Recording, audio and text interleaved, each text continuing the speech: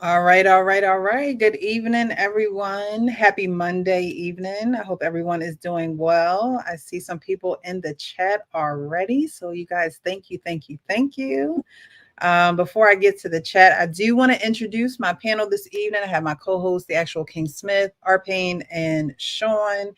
So, we'll start with the actual King Smith. How are you this evening, sir? Hey, I'm doing good. I'm doing well. I had to laugh because I saw you post a video up on your Instagram. It could have been a stories of you kind of bopping and dancing up toward that food truck.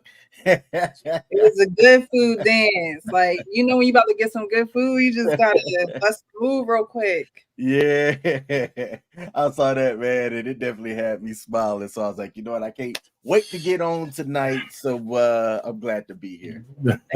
Thank you, thank you. Yes, that's Logies. He's located in Philadelphia on Oregon Avenue, but he does fried hoagies, and so this Oh, is not wow. something that you can eat every day. I go every once in a while, but it's the fried bread. It's this it's the flaky bread, and then he makes all types of. I get cheesesteak with shrimp on top, but you can get fish, crab, lobster. I mean, he just That goes. sounds good. People travel for hours to come get his food. So when he puts it in the bread, he puts the whole thing. He deep fries the whole sandwich. He No, deep fries the bread, and then okay, they okay, put right. meat on the grill and everything, or fry the fish or whatever, salmon. I Yeah, mean, he has a great menu, but I've been supporting him for a while, and I like to support our people. You know what I yeah. mean? It's good, great professionalism, and he's good at what he does. So shout out to Zogies, Izelle. Shout out to you. All right, thanks, King. Sean, how are you? I'm doing well. And it sounds like you've been supporting him. You started supporting him, and now he's supporting your your taste buds over there. Well, we got to support each other. There we go. There we go. We gotta reciprocate the love. We can't just be a one way street. So I, we gotta support each other. well, now he's gonna have some more support because I'm looking for him now. You know. Delicious. All right, Payne, how are you this evening? Everything's cool. Can't complain. Hanging in there, hanging out, enjoying. Glad Yeah. to have you here. Mhm. You guys, if you haven't already, definitely hit the like button. Share this live with someone tonight. We're talking about girl dads. Last show, we said we were going to have this show, and here we are having it. So definitely share this live with a girl dad, with someone who may benefit from the information. We're going to watch a few videos this evening that just going to provoke conversation about girl dads and just what a girl dad truly is and how you approach that dynamic. I want to get into the chat because I appreciate you guys for watching, whether you're on Instagram, excuse me, whether you're on YouTube or Facebook. Thank you, thank you, thank you. Christopher Sterling says, good evening, all. Good evening to you. Jeffrey's in the chat saying, good evening, Sister Precious, the panel and the chat and the mods.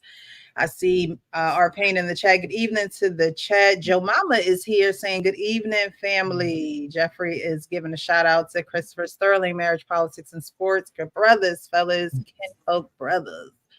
Somebody say cheesesteak. Yes. Okay. Them sandwiches, man, it's the bread. It's the bread. I'm telling you, it's the bread. And for people who can eat that in one sitting, God bless you. God bless Oh, you. You can wow. eat it all in one sitting. Okay. Jeffrey Woodland says Philly in the building. Yes, yes, Philly is in the building. I'm actually from Jersey. I was in Philly. I actually met my biological father this weekend. I flew to New Orleans and I met my biological father as well as my cousin who I reached out to on Ancestry. I've been on Ancestry for a few years now, and when someone new comes onto Ancestry, it will alert you. And so I had reached out to other people that were on there, but she about 8 weeks ago, because I remember writing a post on Instagram saying that I had never met my biological father in a post. And then around 8 weeks ago, around that same time, after writing that post, she popped up on Ancestry, and I sent her a message and we were able to meet. And so I'm grateful that I was able to meet my father. He welcomed me with open arms, and so did she. Her name is Serena. but I'm definitely grateful to have met him.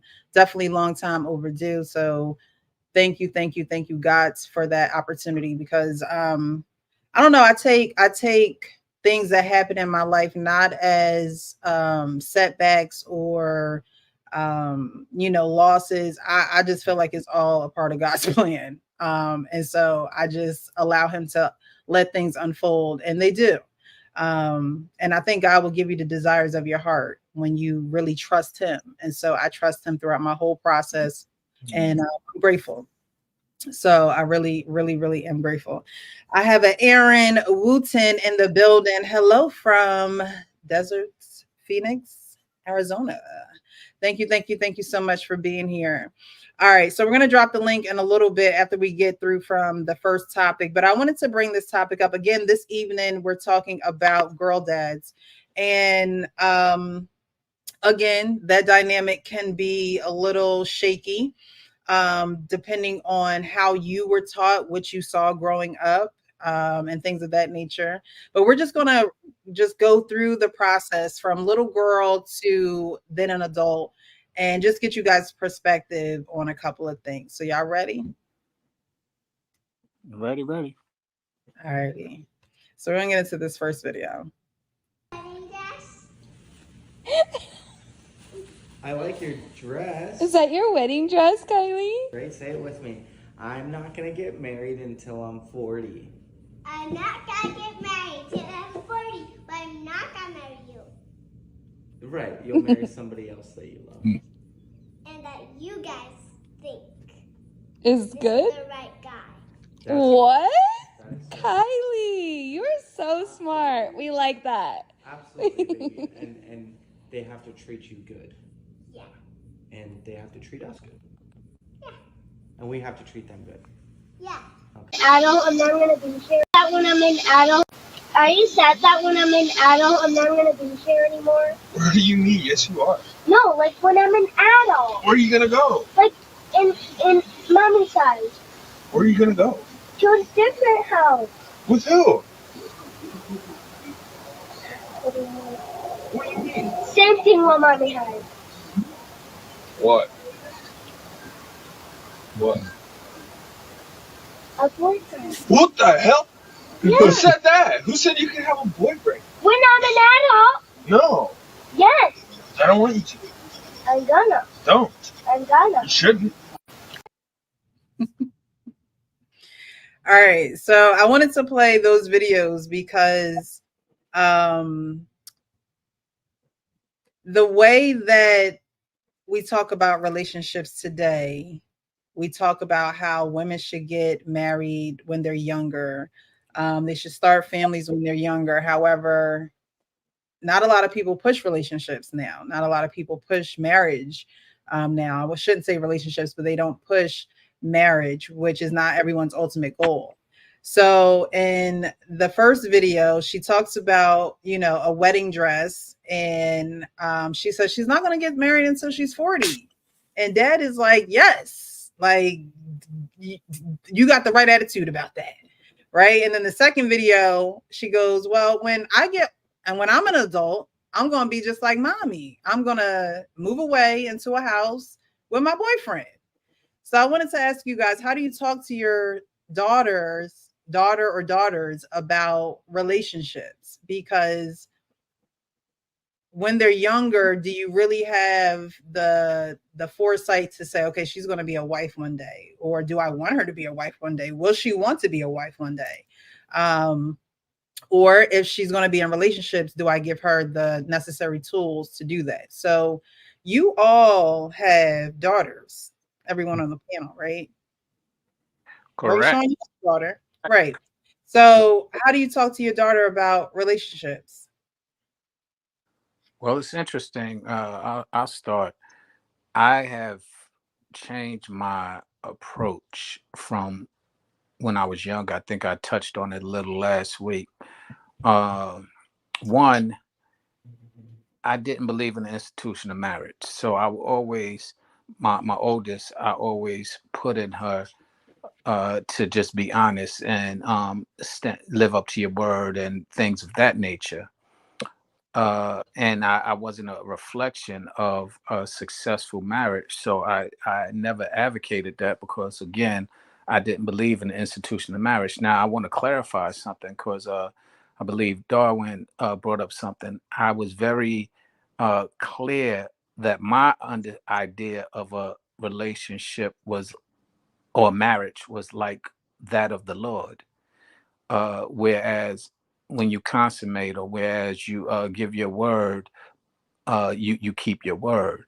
And I was an advocate of that, and that's what I promoted through experience. I didn't really speak to any of my daughters about relationships until they were adults. I think the first time I journeyed into relationships is when I identified that I no longer believed in the title girlfriend or boyfriend, which was my oldest daughter. She came home saying she had a boyfriend, and I was like, "Why do you have a boyfriend? Like, what did he do to receive that authority over you?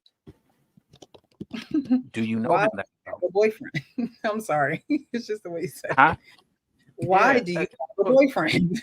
because she was about maybe between 13 and 16. I can't remember the age, and it was a title that I felt this person who I had never met, uh, she gave to this person, and I felt like it was a lot of authority that she was giving or releasing. And it wasn't something significant that I could identify, but I said, now you're giving him the right to tell you what you can or can't do, feeling obligated to having to consider what it is that he wants. And all I asked her is, does he deserve it? She didn't understand me. She said, no, you don't understand. And then after the weekend was over, I said, what happened with your boyfriend? She said, oh, we broke up. I said, why? What happened? Oh, he lied to me. I said, see, that's exactly what I was trying to explain to you. Okay. So you were trying to explain to her that he was going to lie to her? No, I was trying to explain to her that she needed to do a thorough investigation or a thorough screening before she relinquished that title, or before she gave anybody or honored that title. And she hadn't done that. And vetting is what we would call it nowadays. And she didn't do a vetting period. Did you ever want to meet him? It wasn't something at that time, that person specifically, it was like the first one. And it wasn't somebody that was worthy of meeting yet. She didn't even understand what the title, what came along with the responsibilities of the title is what I was bringing to her attention. I said, now you have this boyfriend, quote unquote. What does it mean to you? And she had no real answers. And at that age, I can understand it. But that was the age that I started sharing with her and helping her identify and recognize that that's just not a title you throw out there because you like someone. Okay. Arpain, how do you talk to your daughters about relationships? Well, the first guy, when he told his daughter, "I don't want you to get married till 40," I don't think he was thinking anything meaningful about that. It's just one of those little kid banters. I wouldn't take him saying that too seriously. One of the things that I thought about only in retrospect is that I thought people cleave to each other through natural means. I didn't know about the dating market. I've been out of it for a long time. Right. I got married because it was just something that I thought that you do. You become an adult, you find a woman. If you want children, you marry them, right? After you vet. So I extrapolated that to my daughters as well. They didn't have any boyfriends in their teenage years, not one. I just kept them busy. I just, there was no boyfriends, not one. They had friends. But there were no boyfriends at all. Not because I mandated it that way. It's just the way that worked. So, but when they got prepared for college, we had, before that, we had conversations about the birds and the bees. I left a lot of certain things up to their mother, right? But as far as I was concerned, I let them know about college, about what they were going to see there and how they should protect themselves no matter what. I said, there's some mistakes you can make. You're going to make mistakes, but don't make any you can't come back from. And that's all I cared about. I didn't say, well, you're going to be a bride one day. You're going to, because I just thought it would happen naturally. I didn't know the pool was full of pee and all that shit out there. If they would have found somebody worthy of being married, my oldest daughter, she found somebody. They fell for each other, and they had a couple of year relationship. We had family dinner. I met his parents, met ours. We did all that kind of stuff. It just didn't work out for them, you know. So my youngest daughter, I think guys are the last thing that's on her mind. She's just doing her thing. She plays her music. She's an architect, and she's moving up the ranks in her architect field. But she's very social, right? She has a whole group of friends from her work, from her music, from her old school, which she's very affiliated with. And I figure somewhere in there's got to be a guy sweet on somewhere.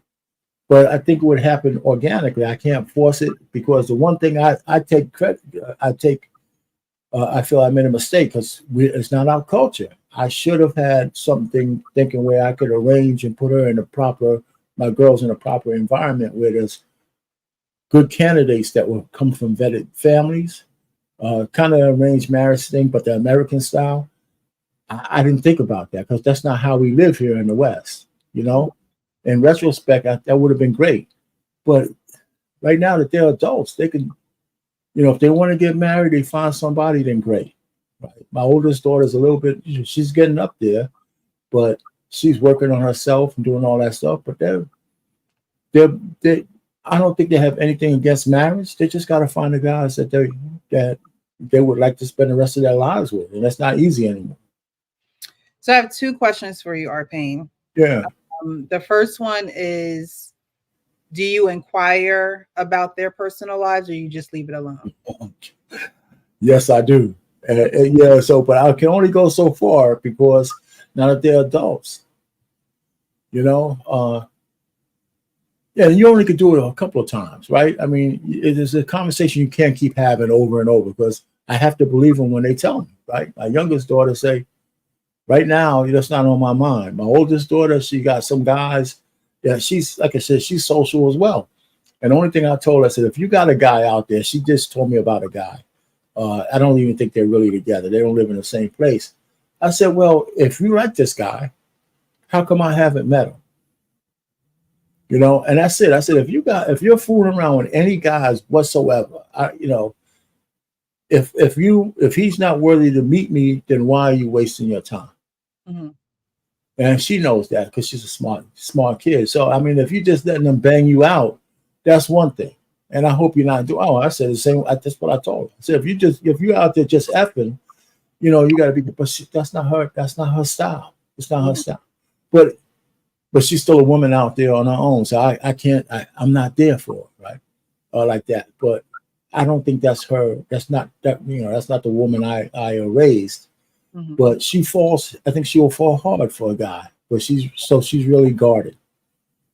You know. But I said, if you find a guy you like, I need to meet him. And she said, I hear you, Dad. I hear you, Dad. So you can only go to that well but so often. So when we talk about things in general. And if she has something that she wants to offer to me, then I'll be there. I'll shut my mouth and let her speak.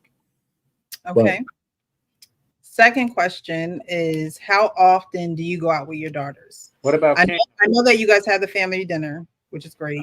Yeah. But do you take them out and spend time with them? Well, that's something, actually not.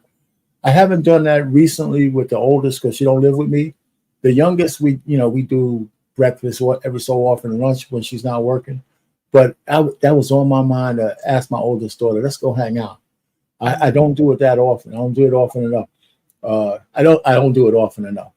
But maybe because I kind of substitute, because they come to the house and we break bread at least once or twice a month. Mm-hmm. So so every so often there's a period in there where I'm talking to my daughter, but that's not the same thing as saying, hey, let's go hang out for a second. Mm-hmm. But that's on my mind. That's on my to-do list. Okay. But my oldest is always working. She's like her dad. She's always working. Yeah. But all work, no play. I know. And She'll, when I you say know what? play, Right. But she'll say yes. that, but you know, sometimes it takes, you know, for the fathers too. I mean, we're always looking for you guys to lead, right? And so when she sees the importance of that time being taken out, that her father values it, then maybe you, and I'm not saying that you don't, but maybe No, I know she'll what you mean. say, okay, I need to take a break, or okay, I need rest. Rest is important. Rest is holy. Okay. God told us to rest. And so that's important. And so sometimes we have to do things routinely to get in the motion of doing it. And so it becomes second nature. But I just wanted to ask you those two questions because sometimes that is lost in the father-daughter relationship, right? Yeah, yeah. Fathers want men to treat us well. They want men to respect us. They want men to spend time with us. And when we don't get that from our fathers, we're not necessarily looking for it from a man because then we learn how to fill our time. We learn how to be busy. So we're not necessarily looking for it or expecting that. And I think that's important for the father-daughter relationship, and then for the woman to then carry that on or look for that in the man that, you know, wants to be with her. King, I don't think you answered this question. How do you talk to your daughter about relationships? Well, it was pretty difficult for me initially. She had a high school relationship with somebody her sophomore year. The kid was a junior year. I was really good friends with their parents. They were in show choir together, but I felt some type of way because my daughter doesn't live with me throughout the school year. We've got the 70-30 split, and she's with me primarily on the summer, and then I have her every other weekend, right?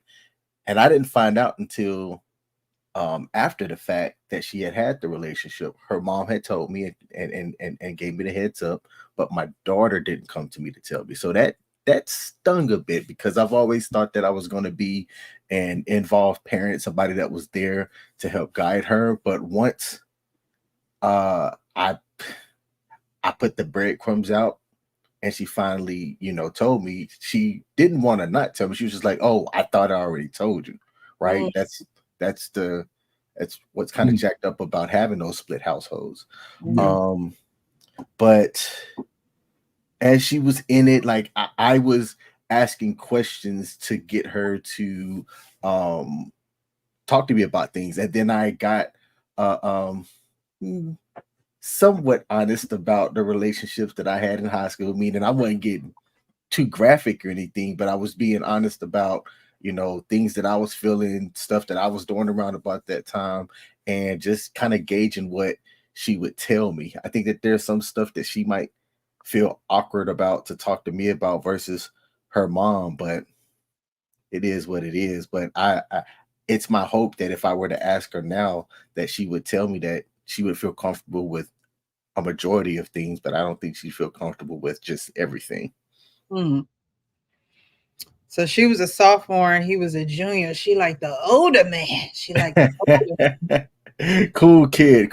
He was a solid kid. Even though they're not together now, he's in college and everything. Me and the kid's father, we hang out, we play poker. We're actually all going to a play event this coming Friday. You know, it just kind of like a big group setting type deal. So keeping in contact with your son-in-law. Look at you now. Just I'm a man of the people. What can I say? okay.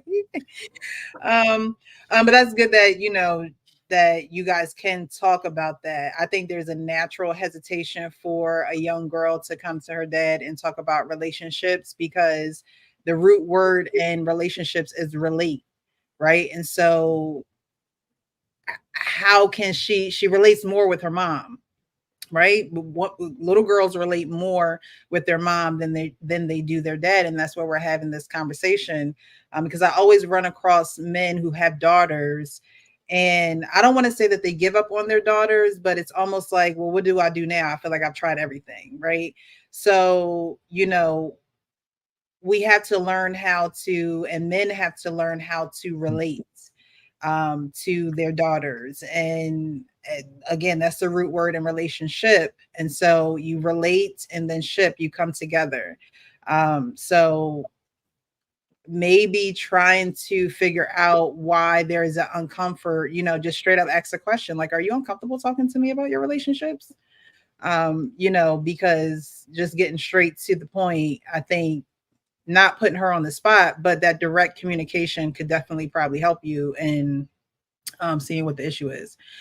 If there is even a huge issue, she could just say, I feel more comfortable talking to mom, and then you're literally there to, be a sounding board.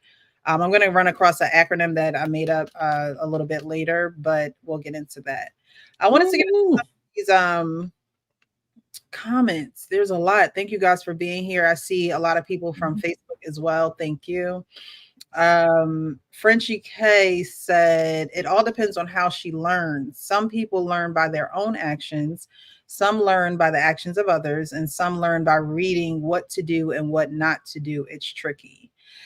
Yes. And speaking of learning, children learn things very young, and they learn them by all the ways that you speak of. And so what they see, they're going to replicate. What they hear, they're going to internalize. What they do is going to be a reflection of what's being done in their house, in their household. And some things are learned indirectly, and you don't even know that you're teaching what you're teaching until your child actually opens their mouth or says something about it, if they're even that brave. Because a lot of children feel like they can't open their mouths because parents are their authoritative figures. But along with that should come that open door policy and love. You should always, deal with your children in love. Let me see here. I thought I saw a birthday. Shout out to, it was someone's birthday. Shout out to you. While you're going through the notes, relate. sorry. You mentioned something. You said the key word is relate and relationship. Now, what's interesting is a lot of times we couldn't even relate with their mother. And so it becomes a very interesting dynamic, because if they're relating with their mother and we could not relate with their mother, we're on a course to not relate with them. And not trying to bash their mothers then becomes a difficult thing in expressing why we didn't relate and how they can avoid some of those, whether they're let's say traditional curses or things of that nature. So relate is a very good word. I'm glad you said that, because we have to go a little bit further and ask ourselves, do we even relate with the person that they relate to the best? That's very important. I believe that's very important. I believe that's important for you and her relationship. And if that's something that takes a while, it'll take a while, because you may both be first-time parents. And so communication may be, not there. You may not even be married. So that makes it even worse. That just allows for, when you do it out of order, chaos is bound to be knocking at your door. That should be a given for anyone who thinks that they can have a baby out of wedlock and it just goes smoothly. That's not reality. Even when you're married and you're having a baby, it ain't gonna go smoothly, but at least you have the protection and the covering, or you're supposed to have the protection of the covering of that person to be there and love you through the stages and waves and highs and lows of life. But protection and the covering, or you're supposed to have the protection of the covering of that person to be there and love you through the stages and waves. Thank you, Will, for joining. How are you? Doing all right. Good. But back to you, Sean, and hello, Hank. Thank you so much for being here. But back to what I was saying, Sean. So that understanding and relating is good for you two, but when it comes to you and the child, it shouldn't. I think a lot of fathers rely heavily on moms to do a lot of the footwork and emotional work when it comes to daughters. And it's because the relating part is tough. It's, it's tough. How can you relate to the opposite sex? This is now your child. So there is this intimacy that's not sexual, but now it has to be nurturing, and it has to be of leadership. You're trying to be strong for your wife and your daughter. So that relating to your daughter has to solely come from you to her. And not to say that the mother of the child doesn't get in the way of that, that may happen. But at the same time, that has to be something that it's like a seed. It's something that you have now, a seed has come out of you, and you have to do the watering. And you can't always, rely or blame or, put the mom in the way of that relationship. And like I said, I know that there's a lot of mothers, again, when you're not married, there are a lot of mothers that are vindictive. There are a lot of mothers that will work against you. But again, we're going to get to the acronym RUN, and the N, N RUN will definitely help with, and should help with, helping fathers and daughters in their relationships. But Will, thank you so much for being here. Did you want to answer the question? How do you talk to your daughter about relationships? Okay, I got two daughters, about to be 20, and my youngest is about to be 18. One of them identifies as gay, so she likes women. But I'm I don't know, you know what I'm saying? I think she's just trying to prove it to the world that she's gay. But, me being a nosy parent, I went through her phone a couple times, years back when she was in high school. And I saw some stuff that I was like, I don't think you identify as this particular thing. Right now, she's just trying to force it to the world. So talking about relationships with her is kind of different. Yeah. She goes to college. She's on a girls basketball team up in Indiana. So she really don't have time to do the relationship thing right now. So it's kind of different. Like, how would you go about that? Well, your older daughter identifies gay. What are the depths of the conversations that you guys have about it? Because you say you went through her phone, but did you guys have any personal conversations about it? And did she know that you went through her phone? Oh yeah. So give me that phone. I'm paying the phone bill.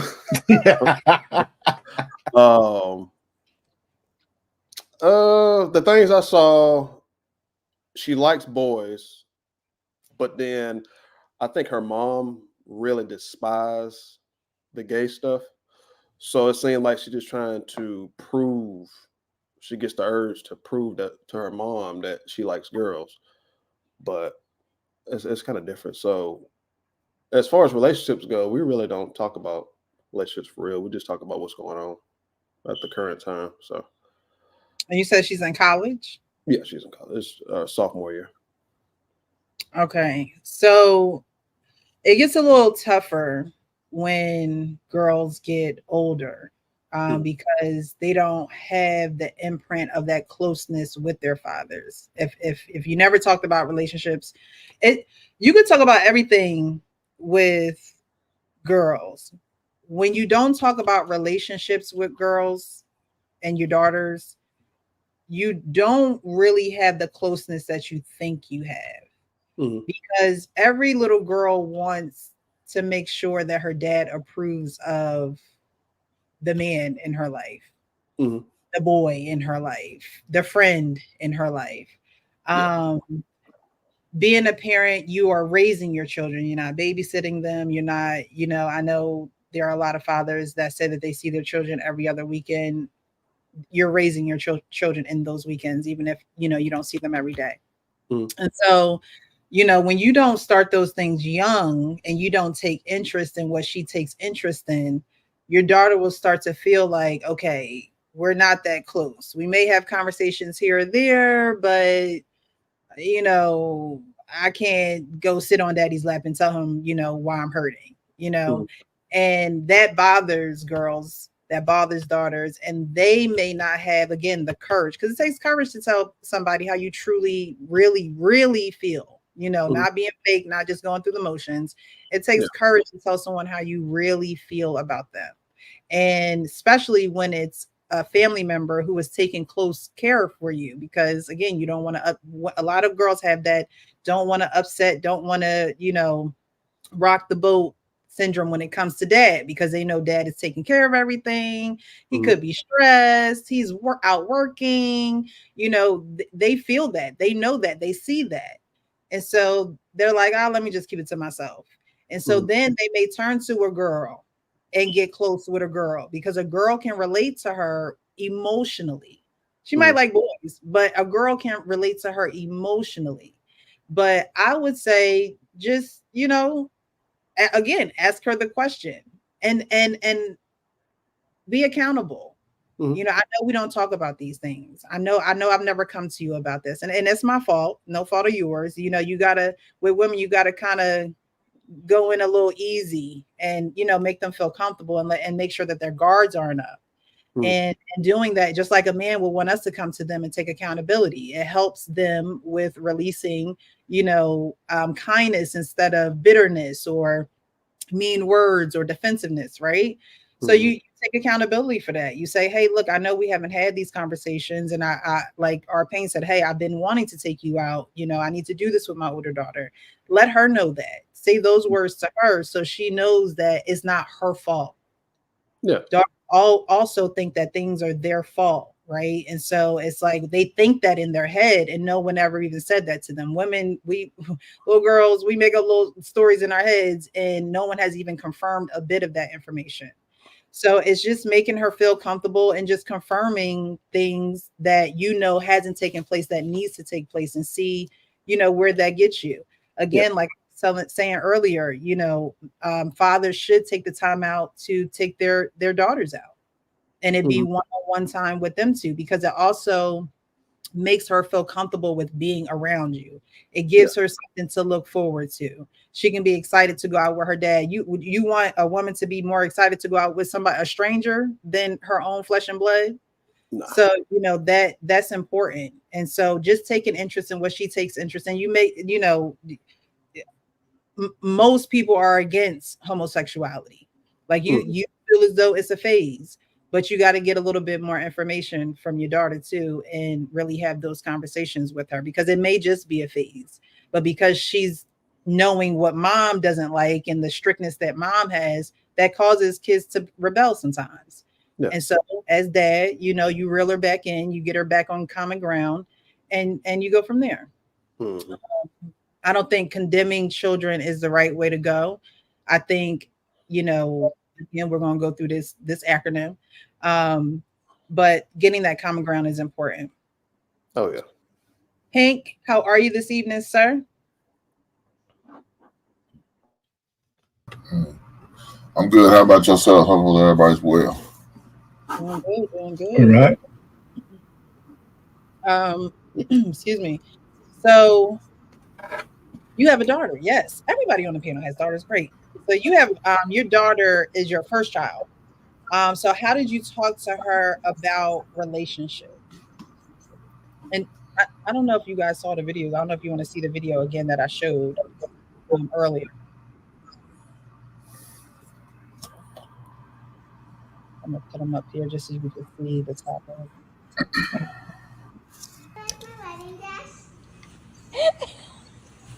I like your dress. Is that your wedding dress, Kylie? Ready, say it with me. I'm not gonna get married until I'm 40. I'm not gonna get married till I'm 40, but I'm not gonna marry you. Right, you'll marry somebody else that you love. And that you guys think is good? the right guy. That's what? That Kylie, you're so smart. We like that. Absolutely. and they have to treat you good. Yeah. And they have to treat us good. Yeah. And we have to treat them good. Yeah. Adult, I'm not gonna be here. That when I'm an adult. Are you sad that when I'm an adult, I'm not gonna be here anymore? What do you mean? Yes, you are. No, like when I'm an adult. Where are you gonna go? Like in mommy size. Where are you gonna go? to a different house. With who? What do you mean? Same thing what mommy has. What? What? A boyfriend. What the hell? Yeah. Who said that? Who said you can have a boyfriend? When I'm an adult. No. Yes. I don't want you to. I'm gonna. Don't. I'm gonna. You shouldn't. So, Hank, how did you talk to your daughter about relationships? Did you tell her she couldn't get married until she was 40? Did you tell her she couldn't have no boyfriends? What was it? No, I didn't. Mine was kind of different, man. One of the things I told her: don't fall in love with the first dick that gets stuck to you. Okay. Look, I know it's going to happen, and nothing I could do about it. Me and her mother agreed to put her on birth control when she was in 8th grade because she came home with a hickey on her neck. I said, oh, I'll be damned. And so we put on birth control, because one of the things I told her we didn't want for her for what happened to me and her mother. We was young parents. I was 20 and her mother was 19 when we had her. And that's one of the things I kept preaching to her. I said, nah, you don't be a teenage mother. That's the worst. Mm-hmm. That's the worst. You don't want to do that. And it'll set you back for a long time, because you're not going to be able to do a lot of the things a normal teenager would do, and those are the conversations I had with her. Now, we allow the mother to do most of the conversation piece because she is a woman and she is a girl, so she can relate. She can understand the biological aspect of it. I mean, now when she was in my custody, when I had custody of her from what was this? I want to say about 4th grade all the way up to high school. My ex-wife was the one pouring into her. She the one that had to deal with her when her menstrual came on, and unfortunately it happened when she was in my care. I'm like, God damn. And I was kind of panicked because I didn't know what to do.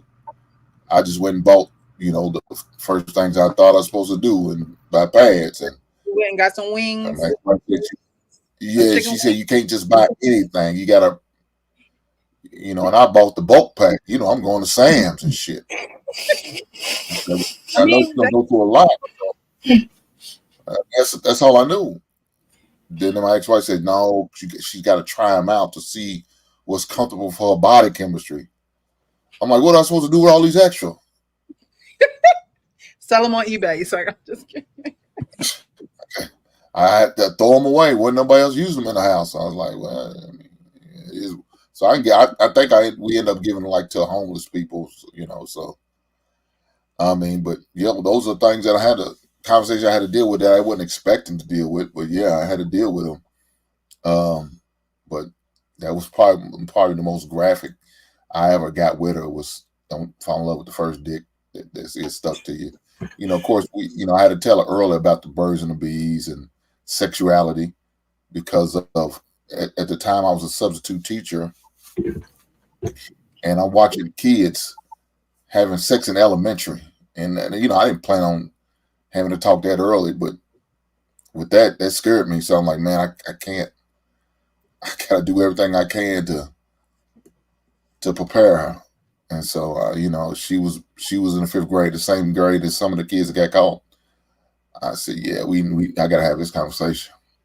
And of course, you scale it to her age and her maturity. Use the medical terms. You didn't use the slang terms, so that kind of helped. Well, it didn't because she still had more questions about the terms. She didn't really understand, but thank God they had books. They had books that you could present some things to her so she can have a better understanding, and that's how I had to teach her and have conversations with her because of that. But it's kind of funny. When she did get pregnant, she didn't want to tell me. I'm like, baby, you out of school now? You graduated from college? you got a man. I don't give a shit now. I mean, damn, I just wouldn't. I didn't want you to be a high school dropout because you got pregnant. That's what my concern. Not a, you done with college. You got your degree. Now you and your man could do what y'all want to do and get married and be happy. I don't care. But she was scared to tell me. I'm like, even at 23, I'm like, I said, don't be nervous now. You grown now. I wanted to get you through high school. That was my main focus, and not be pregnant. So right.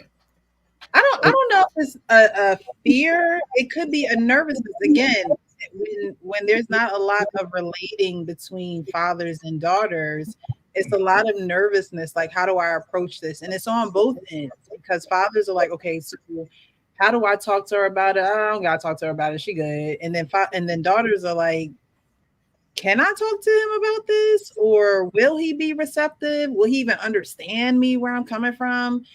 So I think on both sides, it's a nervousness. It's a sort of an ignorance, just not knowing. And so instead of just jumping in the pool, we just kind of put our toe in there a little bit and see that the water is cold, and we just don't get in. And so it can be difficult. But again, that's why we're having this conversation, because I'm sure that a lot of fathers, a lot of father figures go through this, not even just fathers, just even, men who take care of or are like father figures to little girls that are not even biologically theirs. How do I relate to this little girl that's in my care, right? How do I, make her feel secure, make her feel protected? And that's not just with the physical, but that's with the emotional and spiritual as well. Sean, Hey, Precious. Oh, hey, there's something that I like to add. In that first video, I wasn't necessarily a fan of that guy's entire message, right? Telling this kid, wait until you're 40. But the one thing that he did say that I really liked, I just got through watching that Tyler Perry movie, Divorce in the Black, right? It was your typical Tyler Perry movie. I'm not going to recommend it to anybody, but I watched it, but it was really predictable. But the one part that I did like, I liked the family unit that they had portrayed, in which and this is spoilers, right? I ain't gonna say too much, but the dad was telling his daughter, portrayed by Megan Good, to we set you up to where you loved yourself, and the moment that you got with that guy, you didn't love yourself anymore, right?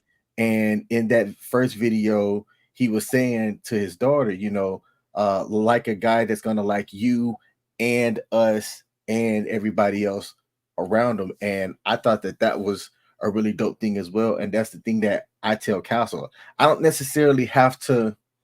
No, actually, I'm going to say it. I would prefer come to me, ask me, hey, Dad,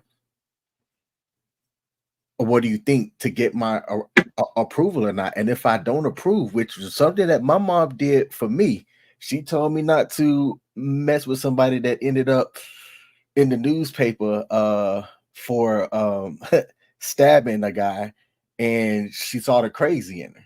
And I'm glad I listened. I'm glad I listened. So for me, it's my hope that she does come to me for that approval. And if I do go, that she don't try to continue to date that person out of spite, or, thinking that she knows better. Well, that's the Eve tree.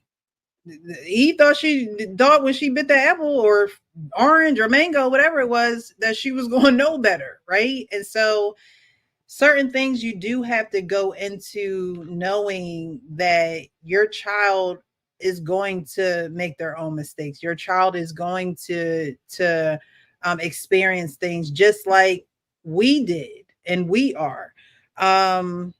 And that's something that they said in the movie. They said, hey, you wanted to try and prove us wrong? You succeeded.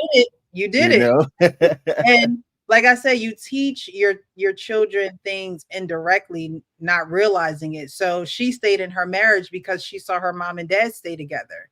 But like they told her, they said, look, we have never been y'all.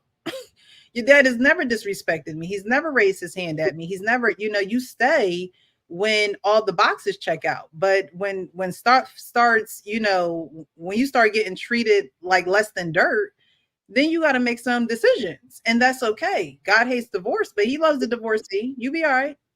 You'll be okay. I'd like to say something about. Oh, I'm die sorry. in the relationship, or you know, die trying to keep a relationship, die trying to get out of a relationship, or do you choose life? Go ahead, Arpane. Yeah, you know, about the second video, I thought the father was a little bit too forceful because the girl was articulating what she wanted. I think his answers were wrong to her because he could have just said, listen, that just takes time. When you get a little older, then okay. But when by his reactions to her, I thought that was a little bit more negative than it should be. Because she had the order in right. You know, mommy had a boyfriend, you guys are married. Because she was reflecting on his relationship with his wife. You know, so the way he talked to her, I know he was just kind of kidding around, but sometimes those kids take some of that stuff to heart. You know. So I think it's like what Hank said, and it is so important that we educate ourselves, because I think that men who do that, who's like, oh, there'll never be a guy good enough for my daughter, or you can't have a boyfriend till you're 50. I think those people lack the vocabulary because there is no closeness, because there is no parent-child intimacy. They just push that to the side onto the next subject. We're gonna act like we never even talked about that. You know what I mean? And that's how sex and relationships is in our community. And it's sad because we should be open to those conversations, especially with our children who are going to be going out, having more children and making more families. The first place we should be open with that and real about that is with our children.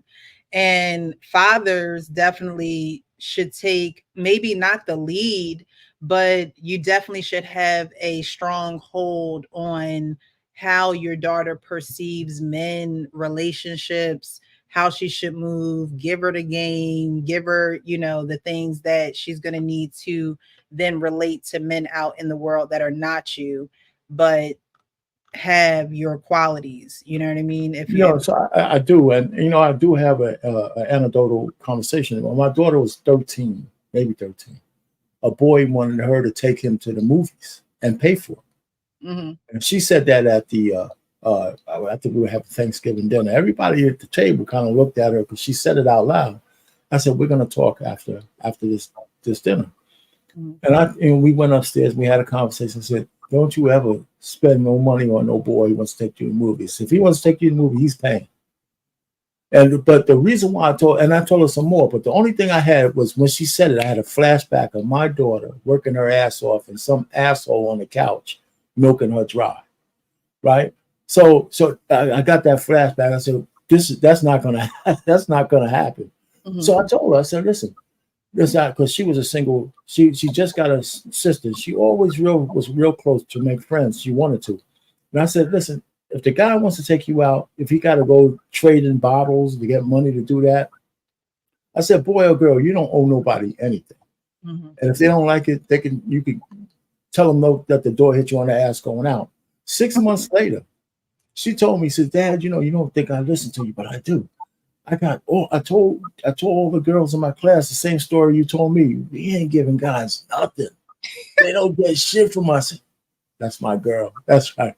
That's my girl. I said, you become an adult and you sharing stuff like that. That's one thing. But don't let no guy take advantage of you because they'll milk you dry, And so, so I had those kind of conversations. But the real point is that I was there to hear her say that. You know what I'm saying? I was here, I was there to hear her say that so I could nip that in the bud to change her mindset about that relationship if you're going to start looking at boys and stuff. So that was just my one little real story. I don't know how much stuff I missed, but every time I talked to my oldest daughter, I had to tell her stories. I couldn't just admonish her. I had to tell her stories on why I was doing what I was doing. Okay. Yeah. That's important too, to explain why. Because again, women think they know it all, and sometimes you do have to break it down to them so they know a little more than they think they know. So that's important. All right, so we're gonna go on to this next video. I do want to thank I just saw it. Harrison Davis for the Cash App. I appreciate you. You guys definitely, if you have not hit the like button, hit the like button. I appreciate everyone who's here. I see some Facebook likes. So thank you guys for watching from Facebook. Share this stream. We're talking about girl days tonight. All right. So the next slide, again, we talk about men protecting, leading their daughters. And this is what Darius Daniels has to say to men who has daughters. Man that has a daughter, you need to listen to me, because if you're not speaking over her life, if you're not affirming her, if you're not teaching her worth and value, you better believe that if that area, if that need is unmet, then Satan will start placing thoughts in the minds of your daughter that I'm not good enough, I'm not pretty enough, that I need somebody to fulfill me and complete me. And then Satan, because he's a schemer, he will strategically arrange some predator, some boy who does not want her, but who just wants to use her as an object for his own physical fulfillment. And because you hadn't taught her how to peep game, she fall for that foolishness. Y'all not talking to me. If you a man and you got a daughter, every boy at her school ought to hurt you, ought to hate you, because she ought to know all the lines, all the tricks. Nope, my daddy told me you were going to say that foolishness. Bye, boo, boo, bye. Bye, boo, boo, bye. No, the enemy will use that. And you'll find yourself in these making these transactions with your body that's never really about the physical. And sometimes you get older, and you got guilt, you got shame, you get older, then you get the revelation that, dang, I ain't even really want that. And you find yourself saying, man, I wish somebody would have told me. All right. So he's talking about daughters, and when they have unmet needs, then their thoughts, then other people can influence what they do. And it's very easy for that to happen when the foundation isn't set at home with their father. Well, that's my story. I just gave you that. I just gave you an example of that. Yeah. But do you guys know when your daughter needs are unmet? Because a lot of communication is nonverbal. And I know that, you know, some fathers are not necessarily in the house every day, or you don't see your child every day. But even with that being your child, do you know when their needs are unmet? Are any signs that you see or anything that you pick up on when you feel like their needs are being unmet?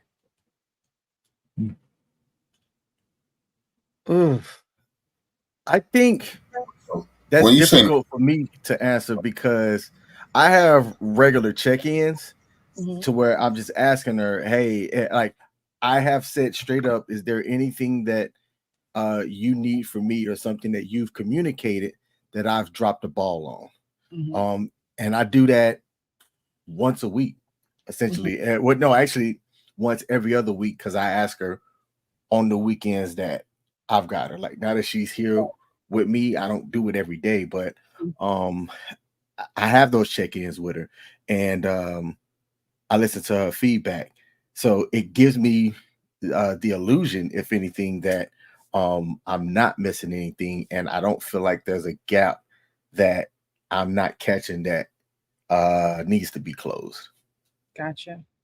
Okay, so you do check-ins, which is really good, because again, that makes her feel comfortable with talking to you, whether you initiate it or she initiates it. So that's good. Anybody else? Do you know when your daughter needs are unmet, or can you tell when her needs are unmet?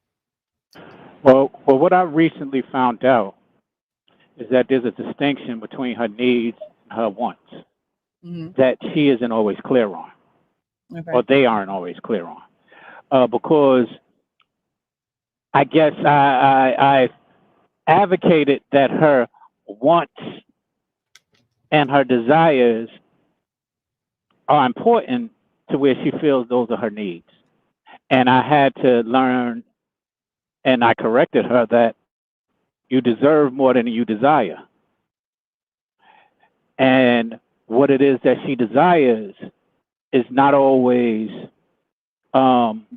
like she desires attention. Mhm. She needs intention. Okay, so when And she desires attention but needs intention, are you aware of when that happens? yes, and in a lot of cases, because you can tell through her actions, through her sometimes it's her distance, sometimes it's her availability. Because what I've learned as my children get older, their availability becomes limited, and I have to learn to respect that. And but when it's limited, I tease them because I'm like, oh, now you don't have no time for me anymore. Now that you done got your friends, your boyfriend, whatever it is that is taking up the time that we used to have with one another. Mhm. But at the same time, I do it in jest so that she can understand that it's not something that I'm requiring, but it's definitely something that I'm acknowledging, and that if she is going to give up the time, and that kind of goes back to when I said the girlfriend boyfriend, because you start devoting time to people that you give these titles to, who sometimes haven't lived up to. So my daughter, for example, when I taught her that, she stopped having boyfriends, and anybody who she finds significant enough, I know they're significant in her life because she will introduce me to them. Okay. There's a lot of people who she dates, and I asked her, why didn't I know about that? And she says, well, because they wasn't significant enough. I'm not going to bring anybody to you. You taught me not to bring anybody to you unless there's somebody significant to me. And I had to respect that, and I was kind of proud of that. And to this day, my daughter just turned 30, and she doesn't have a child. She's has a steady man that she is involved with the intention that they're planning to get married. Now, I don't get all of my wishes. They're doing some things that I don't always approve of, but I can't be mad at her living her life and doing it the way that she wants to, even though sometimes it's bothersome. Okay. I think King said it earlier how he talks to his child about some of his past, or his daughter Castle about some of his past relationships. I think it's important when parents can take off the parent hat and just put on the person hat, because they're a person just like the daughters are, and they've gone through their own experiences too. And I think that sometimes, especially dads are cool, calm, and collective, so they don't want to get all down into the nitty gritty, the emotional. When I was younger in high school, this is what happened to me. But sometimes those conversations are needed because, again, that's how you relate, right? This is your child, so I'm sure your child is like you somehow, some way. And if they can actually feel that relationship with you by knowing those things, whether the good, bad, and the ugly, right? You got to tell your child, you've been locked up in a jail cell when they was, when they're 6 or 7. You might want to wait a little later in life after they done made some mistakes and say, hey, we're not perfect. I came across a situation and this and this and this happened. But again, those books will help with age appropriate language to be able to relate to your daughter, which is probably a little bit more difficult than relating to a son. So definitely knowing the needs that are met, again, going back to being direct. Hey, do you need anything? A lot of times when daughters grow up to be older, it's like, oh, she's good, we're gonna get into a video like that. Oh, she's all right, I don't need to check on her. No. Does she need anything? And needing something don't always have to be financial. It could be, I need to see you. I need to, I needed to hear your voice. I need to call you. I think dads always think that when daughters come running, it's like, Daddy, they need something, right? And you're like, oh my God, what she need now? How much money she need now? And that's not always the case. Sometimes your daughter just might need a hug. So, asking her what her needs are is very important too, because again, it helps you relate. It helps her feel like you want to be included and not that you just have to be there because you're her dad. Who else wants to go on this one? Do you know? Yeah, but you say that as far as you got to set the precedence. I mean, I know I did for sure. I ain't gonna speak for everybody else. Told my daughter, don't call me and every time you call me, it's asking for something instead of calling and checking up on me. No, that's that bullshit. Don't do that. Because then I'm gonna start to get numb and start to answer the phone and just hear your voicemail, and I know you ain't gonna do the same damn thing. At least I ain't got hurt. Mm-hmm. So yeah, I didn't set that off rip. Now, unfortunately for me, she's not my issue no more. That's her husband an issue now. I ain't got to deal with your ass. He's your problem. He got to meet your needs. The hell with you. I ain't got to do anything but take care of that grandbaby, and that's it. You gets nothing from me. That grandbaby gets everything. Now, if it goes left, she can always call. But don't just call me just to be trying to ask me for something or wanting something or needing money or something like that. Well, no, we're not doing it with the hands out. We're not doing that. How about you check on me? How about you at least, fake it? Hey, how you doing? Hope everything's all right. How's you and the missus? Yeah. Give me that first before you go and just automatically put your hand out. Yeah, I'm a little short on this. Oh, you are? Okay, I'm sorry to hear that. What you gonna do about that? But these are the type of conversation I had to have just to let them know we're not doing this. Mm-hmm. This is not how it's going. This is not how it's going to be. Now, fortunately for me, I don't have to deal with that shit no more. But before, she got in a relationship and got married, I had to deal with that. Mm-hmm. But I had to let it be known that's not what we're doing. Does she call you now to see how you're doing? Hell no. Okay, so on that. Ask every man that. So when you implement, because again, we sometimes let me take it back. She called me on my birthday. She did call me on my birthday. But she said, what you do for your birthday? That's about all I got. She still honors you. Sometimes we indirectly teach our children things, right? I can say I am one that doesn't necessarily call my dad like that.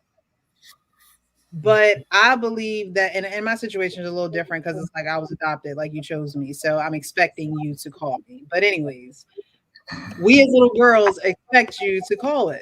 We just do. So are you starting that? Hey, baby, how you doing? How's your day going? Are you starting that, or do you want her to do that for you? Well, we're teaching you guys. Go ahead, Pat.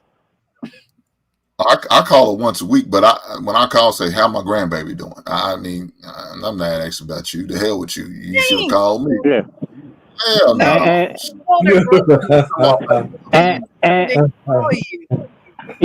agree with Hank. She'll say, I'm doing fine.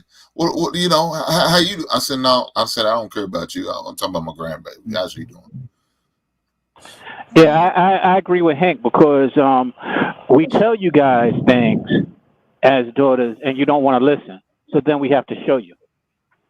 And a lot of times, like you said, like for example, what he just described, she's not calling him except on his birthday. So when he's calling for his grandchildren. And now she's feeling some kind of way. When in fact, he already told her, yo, check up on me. Yo, look out, I might be all right, Ken. And she did not do that. So unfortunately, you know how you said you expecting stuff? We're trying to teach you how to get out of those expectations. Because those expectations leads to coddling. Those expectations leads to fantasy. Those expectations leads to delusion. And these are the topics of today. And a lot of that is because we continue to coddle that expectation instead of giving some realistic expectations and know that with the expectation comes responsibility for reciprocation. Well, Okay, so men are givers, women are receivers, right? If you give a woman that you are going to do tit for tat, she's going to receive that and give you that back 2 times worse than what you gave it to her.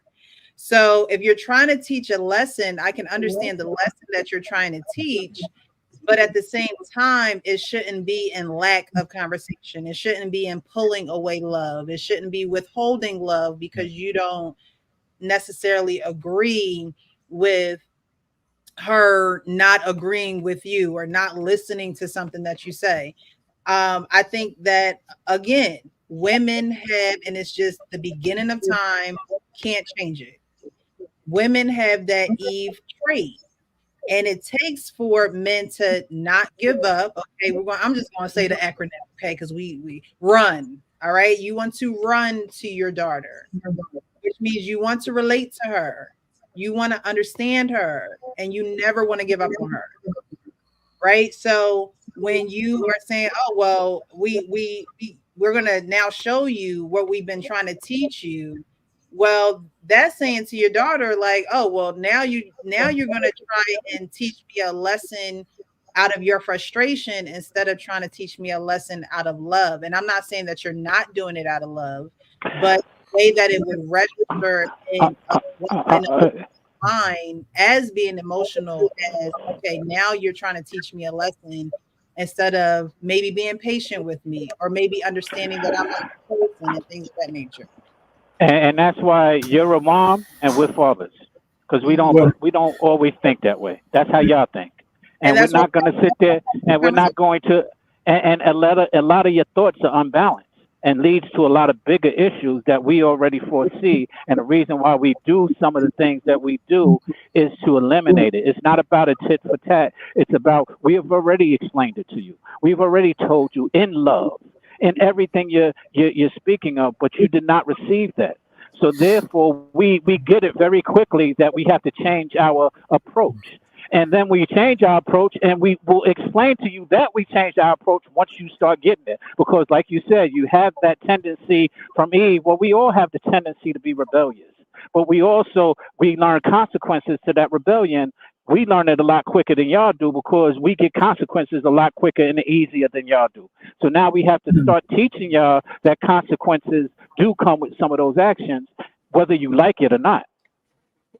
Can I add something to that too, though, real quick? Listen, I hear what you're saying, Precious, and I actually do agree. With my oldest daughter, we've had this kind of relationship that goes back and forth. I asked her a question or something one night, and I know she has a phone just like everybody does. She didn't answer me right away, so I penned a text to her, and no matter how you slice that text, even my good intentions, I said if I send it, she's going to take this shit the wrong way. Mm-hmm. I didn't send it. The very next morning, she called me, and the way she talked to me, I was so glad I didn't send that goddamn text. Right? Because she was, because she told me why she couldn't get back to me, and she wanted to converse after that. And I said, man, I'm so glad I didn't send that text because I know her personality. I know how she would have received it, no matter what my intentions were. Mm-hmm. So yes, I do know where you're coming from. It gets frustrating maybe. So I check with my wife. I check with her sister. I said, well, did your sister when was the last time you talked to your sister? It's been a couple of weeks. I told my wife, well, when was the last time you talked to, your daughter, blah, blah, blah, our daughter? Oh, we haven't talked in a while. So now I begin not to take it personally. She don't talk to nobody. She don't call nobody. You know what I'm saying? So I'm saying, it ain't me. Yeah, she it's not just me, it's she just doesn't do that. And my youngest daughter is kind of the same way. They care about each other, they love each other. I've never seen them argue ever, right? They each one's beneficiary until they get married, all that kind of stuff. They take care of each other, but they ain't like, we don't need to talk to each other. I know where you are, you know where I'm at. Mm-hmm. And that's how they're like men. Well, it's good that you don't take offense to it because you've learned your daughter's personality. I think sometimes the frustration can come in with not knowing how to relate or not knowing your daughters enough to know that, okay, I can't take this personal. She don't call nobody. Like she's not reaching out to nobody, so I can't take this personal. Yeah. And in that case, it's not it's not to say, okay, you haven't talked to your daughter today. It's okay, we'll talk when we talk, but at least the relationship. It's not an ignorance, there where it's just like, oh, I'm gonna take it. Well, she should be calling me, and it's like, well, let's analyze what's going on here. Who is the person that she is? Is she doing this out of spite? Is she doing this because she doesn't want to talk to me? Is she doing this because it is a part of her presence? Maybe she's not a phone person. Maybe she'd rather text, or maybe she'd rather see me face to face, or maybe she makes time for family and puts them in this bubble and work in this bubble. So it could be a lot of things with your daughter. So, but knowing that definitely helps, because again, you withheld from sending that text message, which could have caused, could have opened a can of worms, and you may not have spoken to your daughter in a week or two, behind that text message. So it's good to have that type of awareness and self-control when it comes to parenting. Will, did you go on this, or I think everybody else went?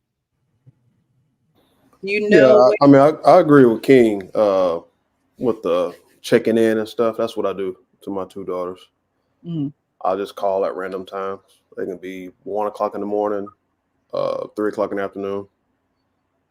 I just check in and we'll just chat, you know what I'm saying? So, especially my oldest, because she plays nationally. Like she plays on ESPN sometimes. So she has a bad game and the announcers making fun of her and stuff. So I'll call and check in on her, stuff like that. So, yeah.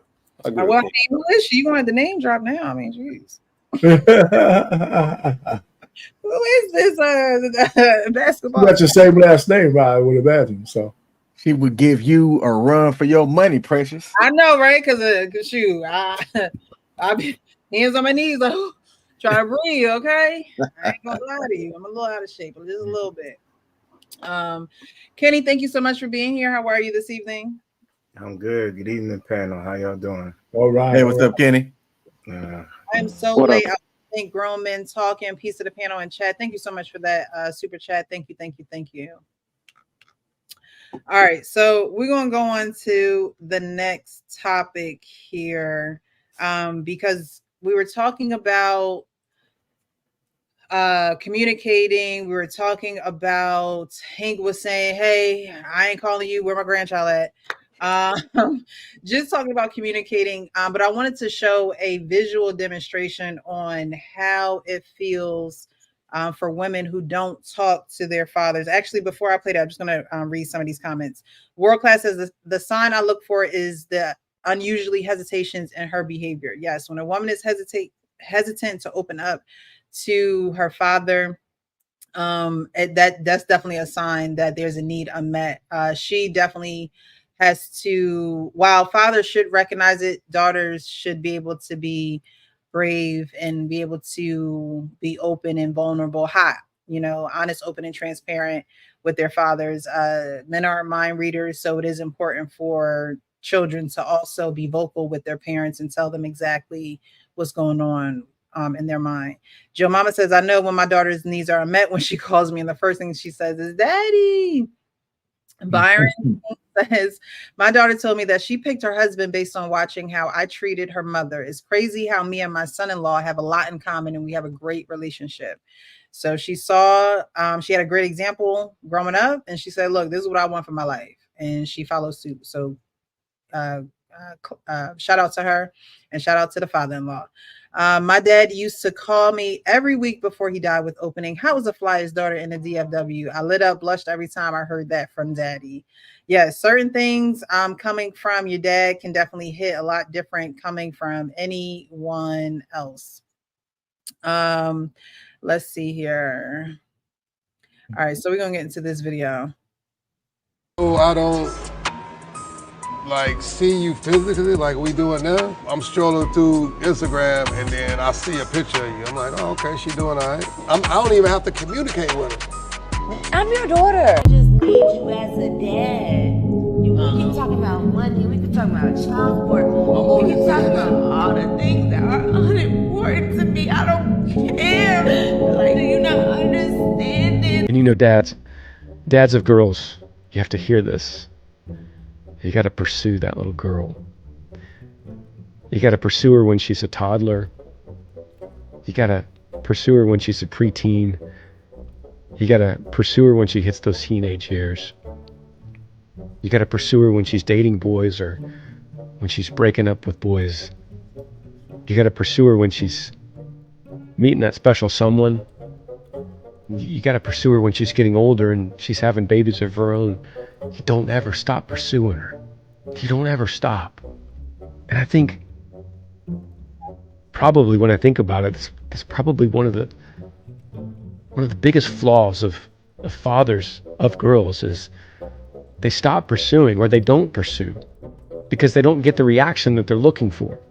Because pursuing a little girl as a father, the success of that pursuing is not contingent on how they respond to you, you know? Because you could pursue and you don't get anything out of it. They act annoyed or they act not interested. But the success of the pursuing is in the action itself, not the result that you're getting from them. We have to remember that. So we pursue again and again and again, knowing that it's the effort of the action that merits the result of success, not how they respond to you. So we were just talking about that, right, Sean? We were talking about, they're not responding the way that I would like them to. And so, now I have to teach them the error of their ways, per se, for lack of better words. But pursuing your daughter is not about the result that you're going to get. It's about the action that you actually put in it and the pride you take in being a father. I heard him, Mhm. and I'm sorry to interrupt you, but I did hear him, and it doesn't change the perspective that I'm speaking to, because I'm not saying that I don't pursue. I actually do. But at the same time, I continue to let them know, stop taking time for granted, because that's what they're doing. And they continuously do that through that pursuit, as if they're going to have an opportunity to be pursued all their lives. And I bring it very clear, and I emphasize, stop taking time for granted. Don't take time for granted, whether it's because you're not only going to do, if you're doing that with me as your father, I feel for your husband. You just cannot, you have to have that consideration, because they're going to consider you. That pursuit is the consideration that they're displaying. But at the same time, you want them to understand why it's important. And the point that I'm saying is that a lot of times women take things for granted. I won't say women, people take things for granted. And that's one of the things that I emphasize with my daughter, especially because often, I'll get to it. I think, I'm going to get around to it, is the attitude that is taken. And I correct that immediately when I see it. Like, nah. So when you say they take time for granted, what exactly are you meaning? Are they not doing things in a timely fashion that you would want them to do? Like, what do you mean? Give an example. No, meaning they're not doing things, period. They're putting it off. Like you're going to have the chance to speak to your father all your life. Like tomorrow is going to be given to you, and you're going to have the opportunity. Well, I'll speak to him tomorrow. And I bring it to her attention, or my daughter's attention, if in fact tomorrow I'm not available because God forbid something happened to me. What are you going to think, of how you're going to feel? Are you going to still stand on this principle of I'll get to it when I want to get to it? Okay. So how often do you talk to your daughter, Sean? I reach out to my daughter very often. I talk to. Let me. I'm gonna finish. I talk to her as much as she picks up. Okay. Now, So how do you quantify that? Is it once a week? Is it once a month? Is it? No. It depends. Depends on which daughter we're talking about, and depending on So I used to do it at least once a week.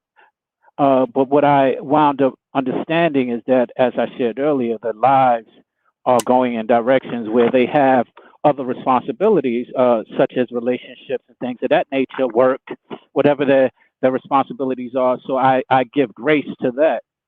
But what I don't give grace to is when, in fact, there's no I guess when there's no, like, if I don't hear from them, if I reach out maybe 3 or 4 times and I don't hear, and this is specific to one of my daughters, and I don't hear back from her, I'm like, oh, okay. And now, if you was describing what you said earlier, that's her personality. She does it with everyone. That's one thing, even though it doesn't condone those actions, because those actions still are dysfunctional, in my opinion. But the point is that if she doesn't do it to everyone, and that's what I ask her, I say, hey, how are you? When I do speak with her, and I'm like, okay, I know I was busy, this, that, and another. That's always the excuse. I was busy, and I'm like, okay, I understand busyness. I'm busy as well. I reach out to you, and I'm reaching out just to make sure that you're okay. Now, sometimes I've done this. If you're going to talk about spiteful, it wasn't spiteful, but I was like, man, I just got out the hospital. I did that once, and she was like, huh? Why didn't you tell me? I'm like, I'm just messing with you. But see, but I'm messing with you specifically because you would not have known that. Do your daughters know? Okay, so I'm pretty sure they know how you feel about them not being as communicative with you as you would like. It's not daughters. It's a daughter. The other daughter is opposite that. She's very attentive and very understanding and communicative. And she's probably the one who has had me the most. And so she does understand it, one, but also she'll come up to me and just say, you know what? I learn a lot from you just through what you do.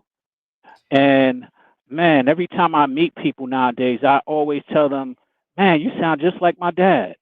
Or my dad told me this, or this, that. And both of my daughters go through the same exact things. One is just a little bit more expressive than the other. The younger one is more expressive than the older one. Okay, and then one last question before we move on. You said she's the one that had you the most. Were you not in your older daughter life like you were in your younger daughter life? No, as a matter of fact, I was my oldest daughter did not grow up in the same household as me. We were actually, and I get that, and that's where there's a difference. And so now making up for lost time, not particularly, because she would tell you that it was never a loss of time because we always stayed in communication as she was younger. I lived in California, she lived in New York, but she never, and neither could anybody around ever know that I did not live in New York, because I was there at parent-teacher conferences. I was there at all her events, plays, etc.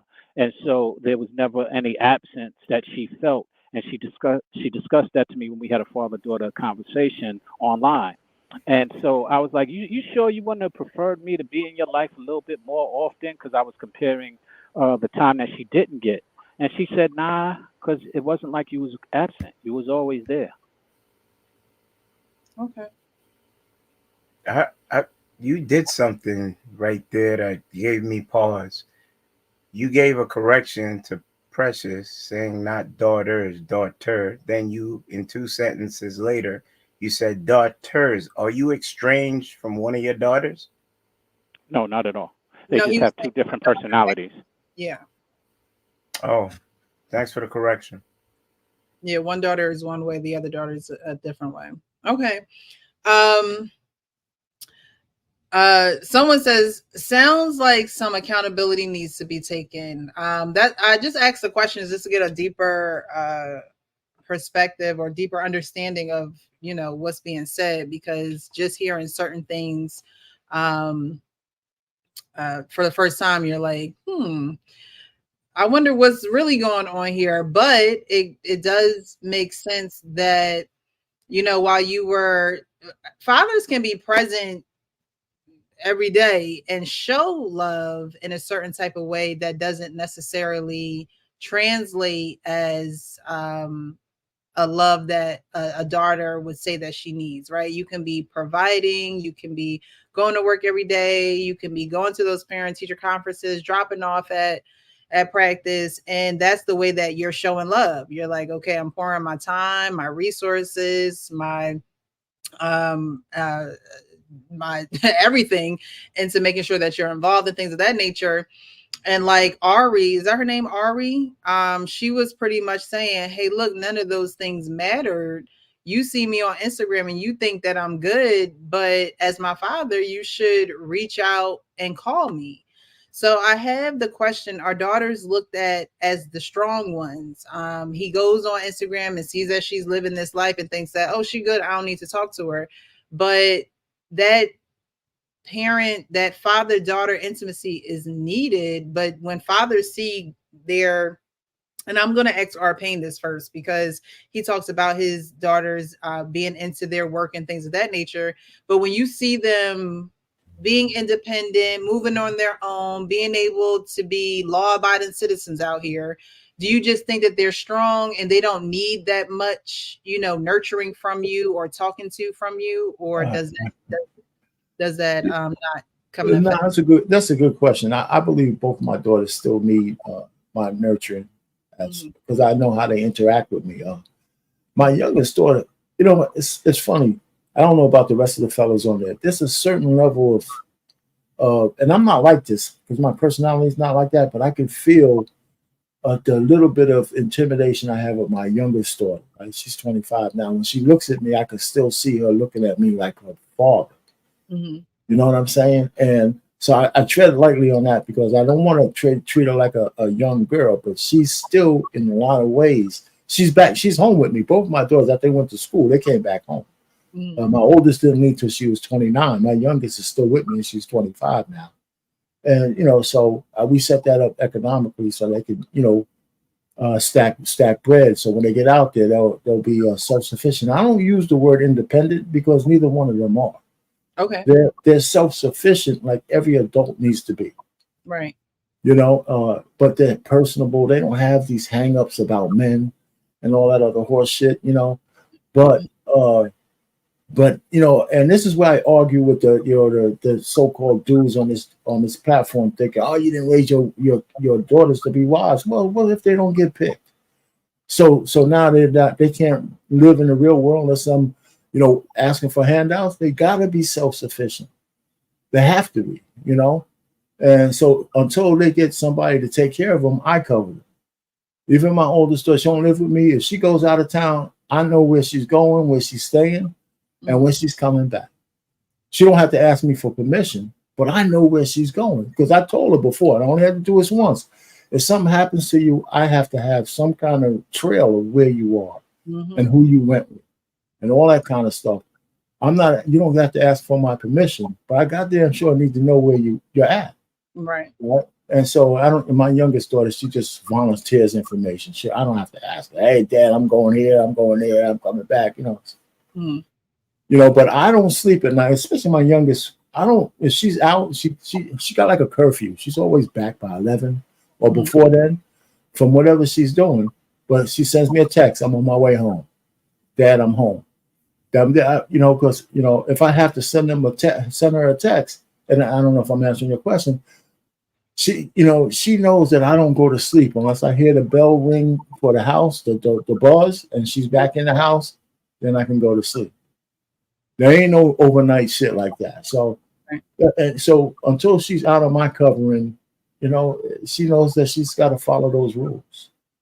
So that's the way that is. Okay. So I think I nurture them all the time. Jesus Christ. Go ahead, man. I'm sorry, Hank. What's the See, and you full of shit again. Oh, okay. Sorry. I don't understand you, man. I don't understand you. What are you saying? Because one minute you talk about. I'm waiting. Well, man, she was talking. No, I'm fine. I can hear it, but all pain. It takes a few minutes to land. Wait, what are you talking about, man? That was quick. What are you talking about? What are you saying? You got a question for me? Go ahead, man. Or a statement you're gonna make? I thought I was pretty. Okay, I'm waiting for it. Okay, go ahead, man. I was about to, but soon you start talking again. I'm waiting for you to Stop. I'm done, man. You kind of hesitating there, man. I just want to know what you guys say. I'm curious. Okay. So, Payne, you said you want them to learn how to take care of themselves, but you sound like you still babying. You got to know when they going, when they coming home. What I understand, but how are they going to ever learn any level of independence when you're still doing that? Now, I understand taking care of. I don't know when you say take care of. I don't know how much taking care of you mean. I mean, you paying her bills and everything. And, No, and doing all that. hell no. Oh hell no! But I hear where you're coming from now. No, that's not what I'm not going that deep. I just need. Like my oldest daughter likes to travel out of the country, right? I need to know where she's going, right? That's all. No, I don't. I certainly ain't paying for it, but she likes to go. She's single, so she likes to go with some girlfriends here and there. I just need to know where she's at. My younger daughter lives in my house, Hank. She lives here. She's 25. She's by herself. At night, we all know that the freaks come out at night. If she's out of the house, I'ma know about it. If you had your daughter still with you in your house, you would know when she would come and go. That's it. You would. I don't think you'd be any different than I would. I don't pay their bills. They got more money than me. You said she got a curfew.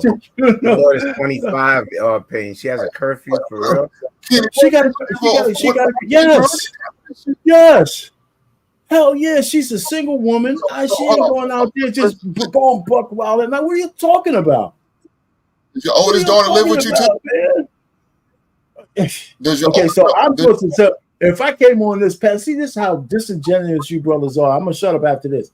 If I said on this panel, my 25-year-old girl comes in at 6 o'clock in the morning every night, you'll say you're a fucked up dad, man. Was she out there freaking with the guys, the 304s on the corner? What are you talking about? You see how much butter you had to put on that roll?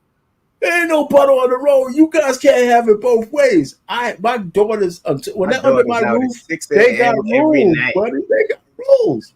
I mean, what's the matter with you guys? I'm serious. I don't know about you, Will. Your daughter's in school, right? When my daughter's in school, I didn't call them every night. What you doing? What you doing? I didn't do that.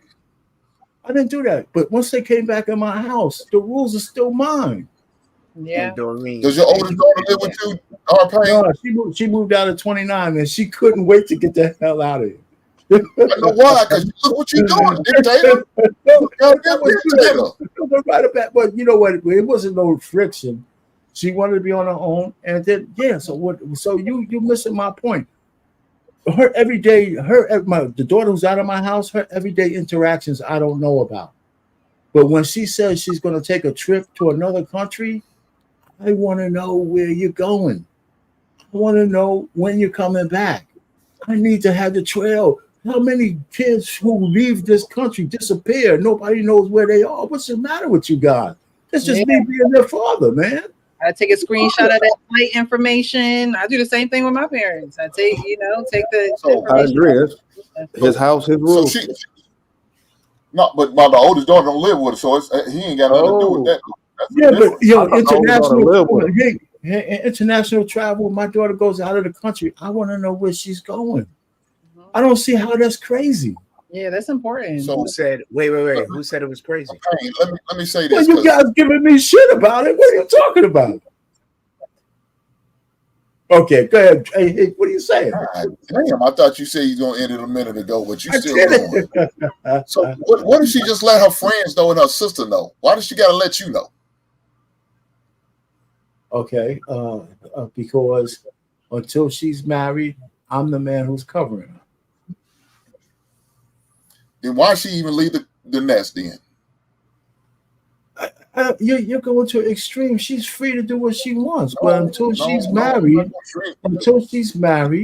or I die, I'm the man who's covering her. So she's not free to do what she wants. It's conditional. She is free to do what she wants. She ain't asking for my permission. Right. I do the same thing with my parents.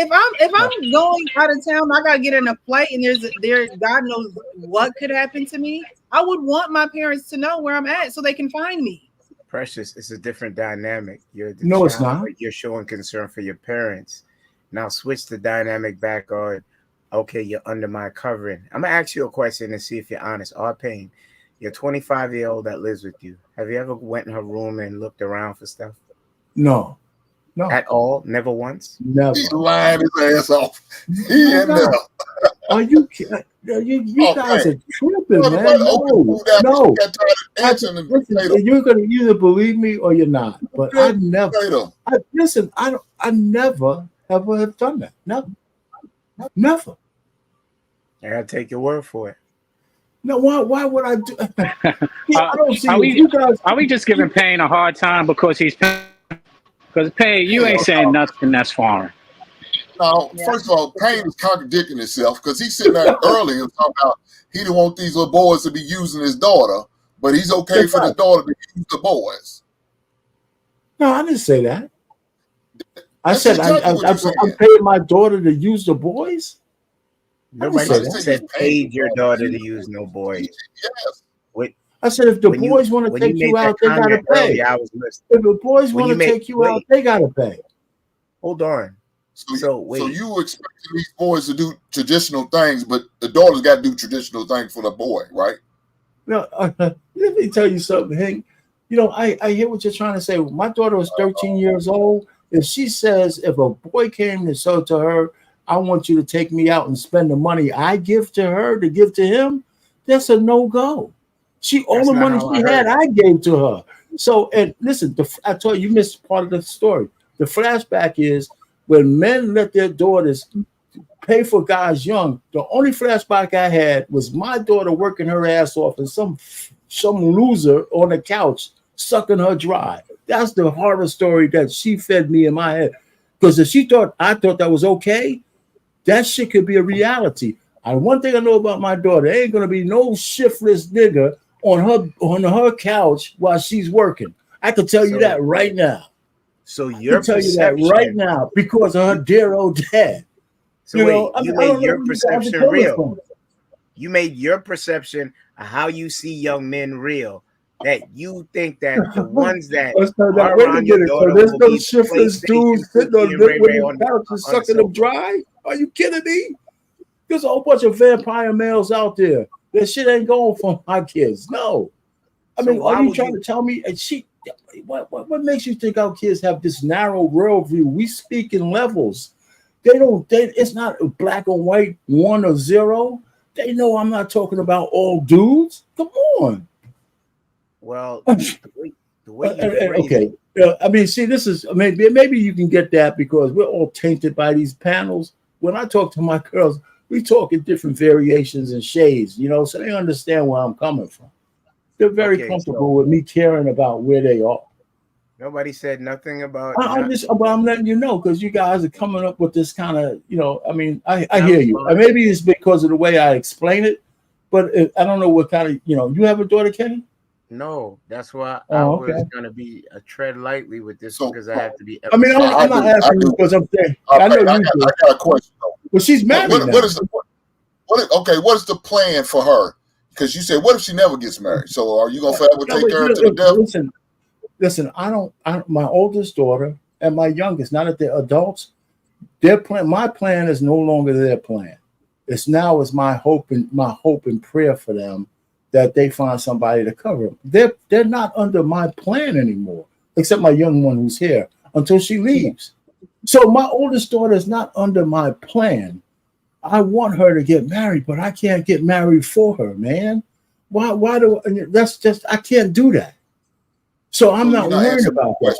You're not answering my question. You said, what's my plan? What are you talking about?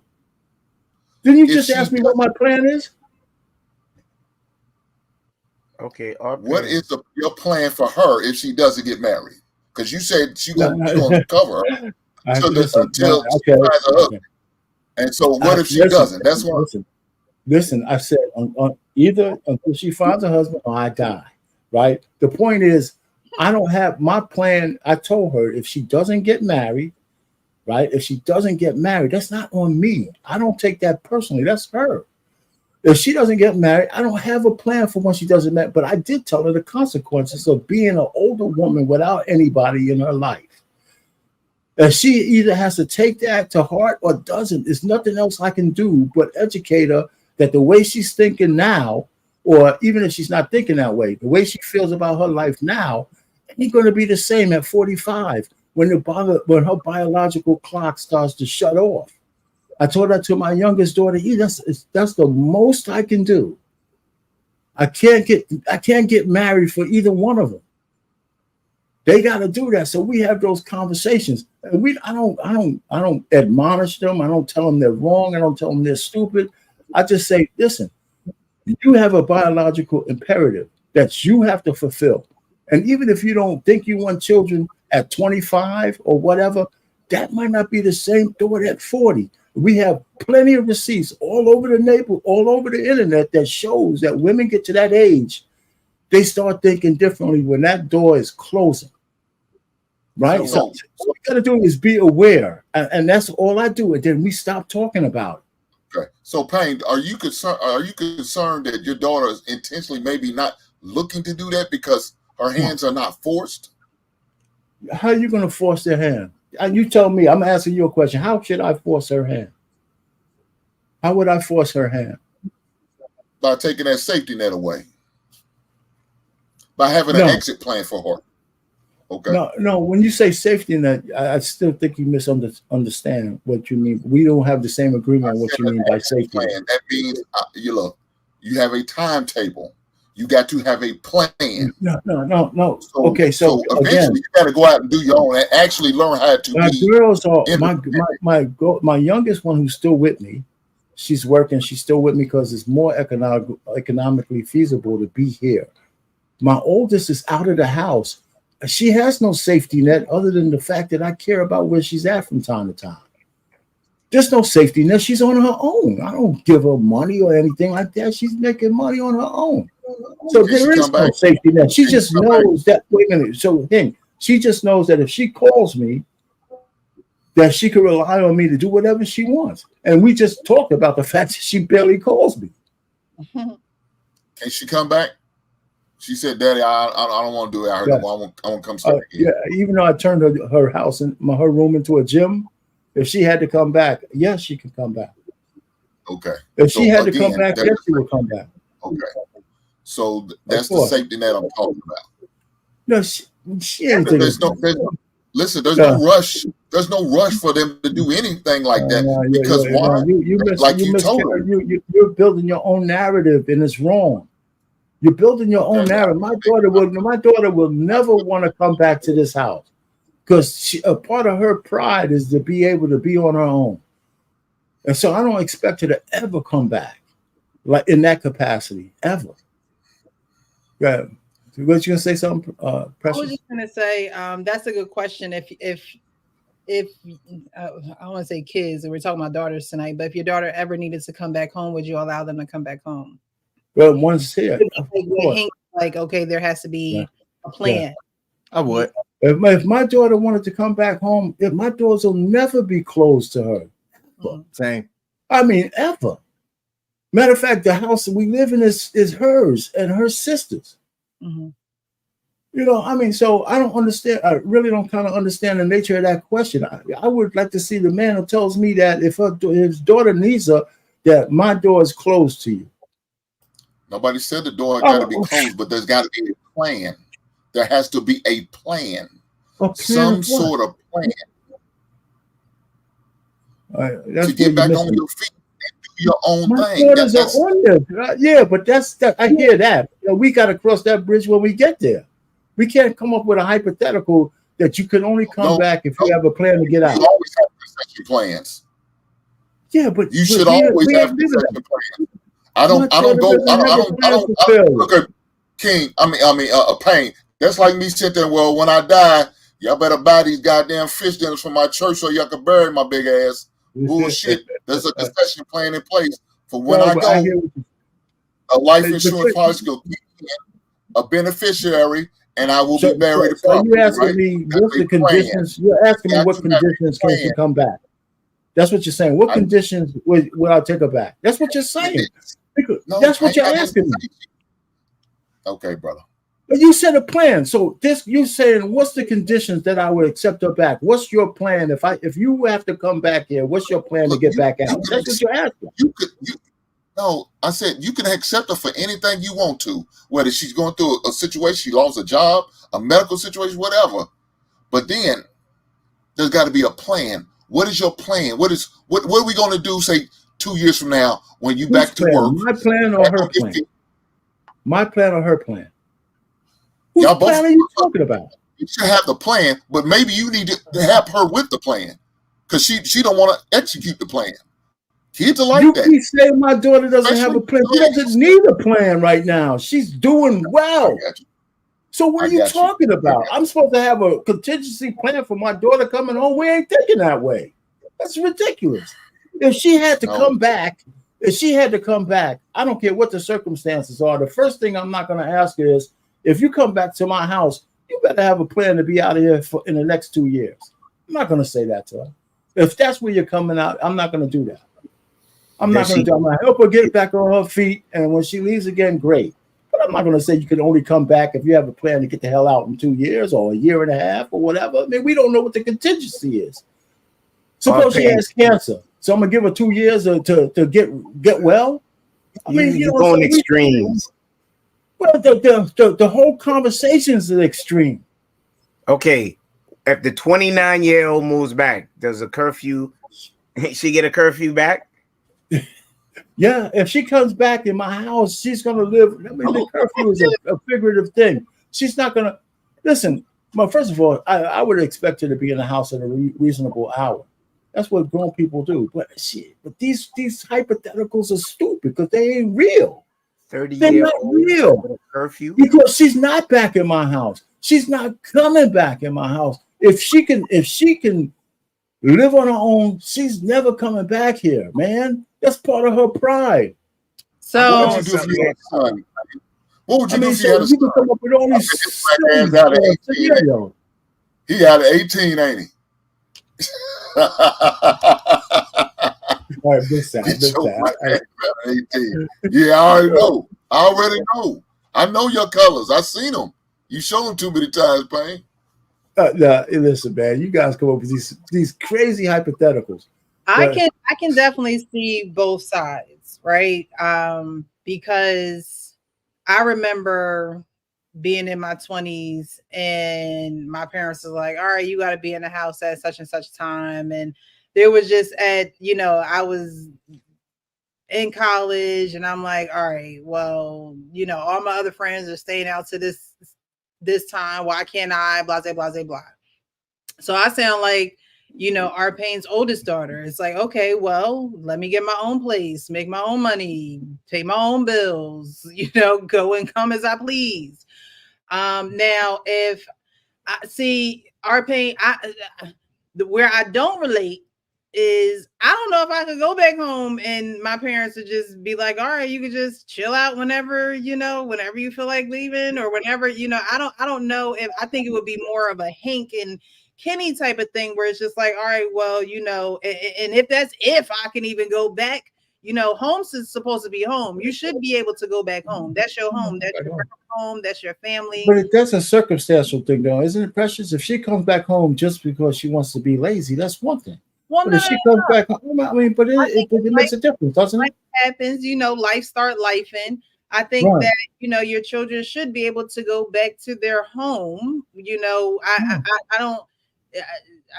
They may have homes of their own, but again, life may be lifing. But home should always be home. If a child does not feel like home is not home, then they don't feel like you like them. Because why can't I come home?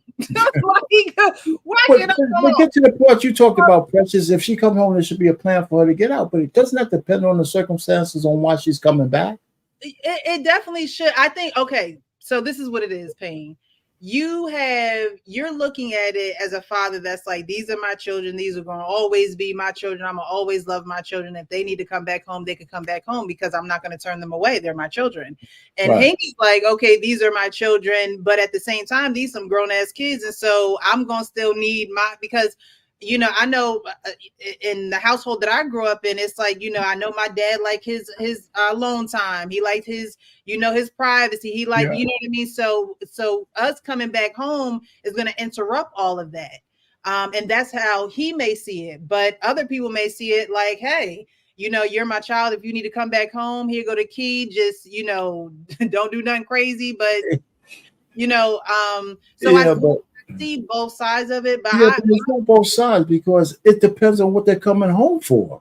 If she's coming home because she lost a job and she'll have a timetable to get another one. But if she comes home because of some infirmity or something that she can't take care of herself, I'm not going to say, you got to get well, I'm going to kick you out in 2 years. I mean, it depends on what she's coming home for. Right. I agree with that. I didn't say she wouldn't have a plan, but if she's coming home for a frivolous reason, I'm going to let her back in. Of course, she's going to have a plan for her to get back on her feet. But right. And why are we going there? Wouldn't do that. She wouldn't just come home just to come home. It would have to be something dire. Yeah, exactly. She's not going to come back to my house unless there's dire circumstances. Right. Because I know my daughter. I know my oldest daughter. She's not coming back here, man. She's not. There's got to be something real serious for her to want to come back under her father's cover in that way. If she had to, she knows where you stand on that, is what you're saying, right? Yeah, exactly. Okay.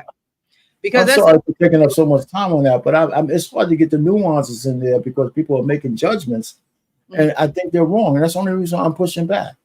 Everything is circumstantial to me. Is it judgments or us asking questions? No, it's judgments because you're making statements. You're not asking questions. You're making statements. Sure. Yes, I am sure. Question mark. Payne, I ask you nothing but questions. That's all I ask you questions. And some of you answer, some of you didn't. Hold on, Payne. You want to dictate everything but the things you probably should be dictating, and that's their relationship and who they should be with. I don't understand this, Payne, but maybe you can help me out. I can't dictate I can't dictate a husband for them. That's up to them. I don't understand what more can I do? If I could find some guys that are candidates for them to marry, I'd do that. But I can't dictate that. No. I guess I can. You can guide them to them. You can help them along. Hey, man, I got an open place at the table, brother. You want to come over for dinner? Why not? I could do that. I can do that. I can do that. If I had a good candidate, I'd do that for sure. I mean, I wouldn't argue that. I'll give you that one. After all the shit you gave me, I'll give you that. All right. Okay. Anybody? I mean, Payne. I didn't see anything wrong with you wanting to know where your daughter is, especially when she go out of town, especially while she's being single. That's why I was asking, was they being facetious? Because that just to me is a normal concern as a parent, especially a parent of someone who's not married yet and someone who's going out of the country. So just giving you a little support in that position that you're taking. Yeah, I hear you. Thank you. Did anybody else want to go on this topic before we move on to the next video? Our daughters looked at as the strong ones. In that video, again, Ari was talking about, or her dad was saying how, he sees her on Instagram and he sees that she's doing good, so he doesn't have to verbally communicate with her. And she's like, but you're my dad.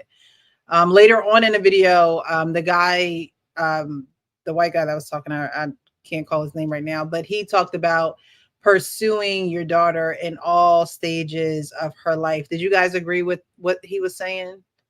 Pursue her when she's small, pursue her when she's a teenager, pursue her, did you guys?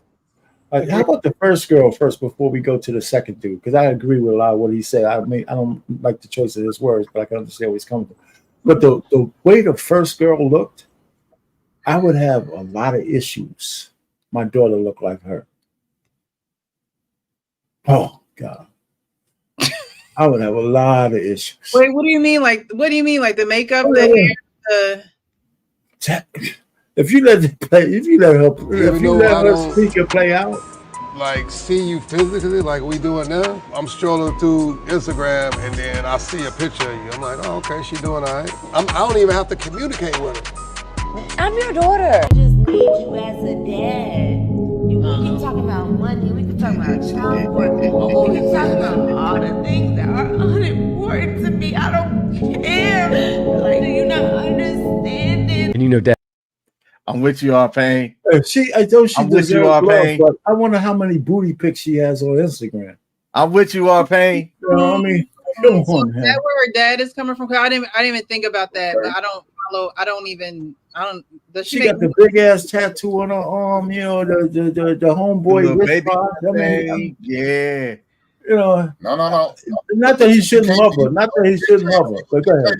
There you go with that dictator, Pain. You can't tell her what to do. She's grown, remember? She's 28. She's 25. I mean, 28, not living in your house. For you to tell her how to wear her hair and do her thing. She grown, Pain. Remember that. No, listen, I didn't say that I was going to tell her out. I'm just saying the way she looks to me. I thought he was I thought that she was a girlfriend, man. I said, wait a minute. And listen, all I'm just trying to say, even before she got to where she's at, I understand that she needs her father. That's cool. So all I would say from that picture is even 304s need fathers. Wow, 304s usually had absent fathers. That's what I would say. That's the way that picture looks to me. Either women who are out there need fathers. So that strengthens my argument. When they ain't like that, they still. So every woman needs a father figure. How about that? Even 304. I would love her too if she was my daughter. But I would just say, God damn it. I have a question. I have a question for you guys. Because and it goes from what you just said, Hank. Is there a time where we don't tell them what to do? I mean, not enforcing that they need to do it, but giving suggestions on what needs to be done.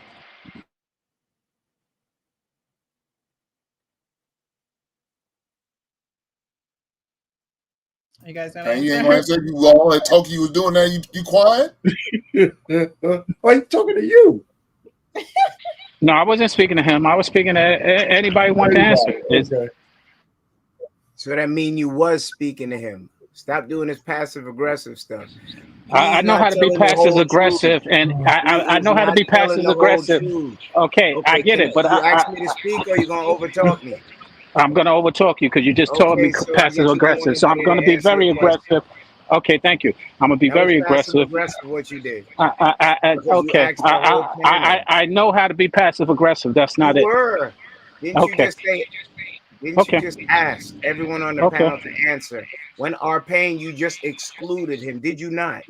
No, I did not. So pay attention. I said I didn't just ask him. He said I thought he was asking you, Hank. I said no, I wasn't asking him. I was asking anyone. That's what I said. Listen, he's not telling Yeah, the that's whole truth fine, because Judge. once you saw her with the tattoos, you were like, nah, that couldn't fly with me.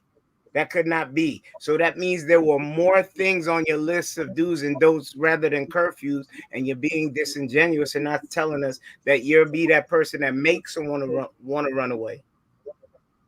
You are paying. Yeah. You said my daughter could not look like that girl. Whatever your interest is off by a mile. You know what I said? What I said was that my daughter wouldn't grow up to be a woman. She wouldn't have no tattoos. You didn't say My that. daughter, no. My daughter wouldn't grow up. My daughters didn't grow up looking like would grow up looking like a woman. Like not in my household, because there was a time. Wait a minute. You just said a whole bunch of bullshit.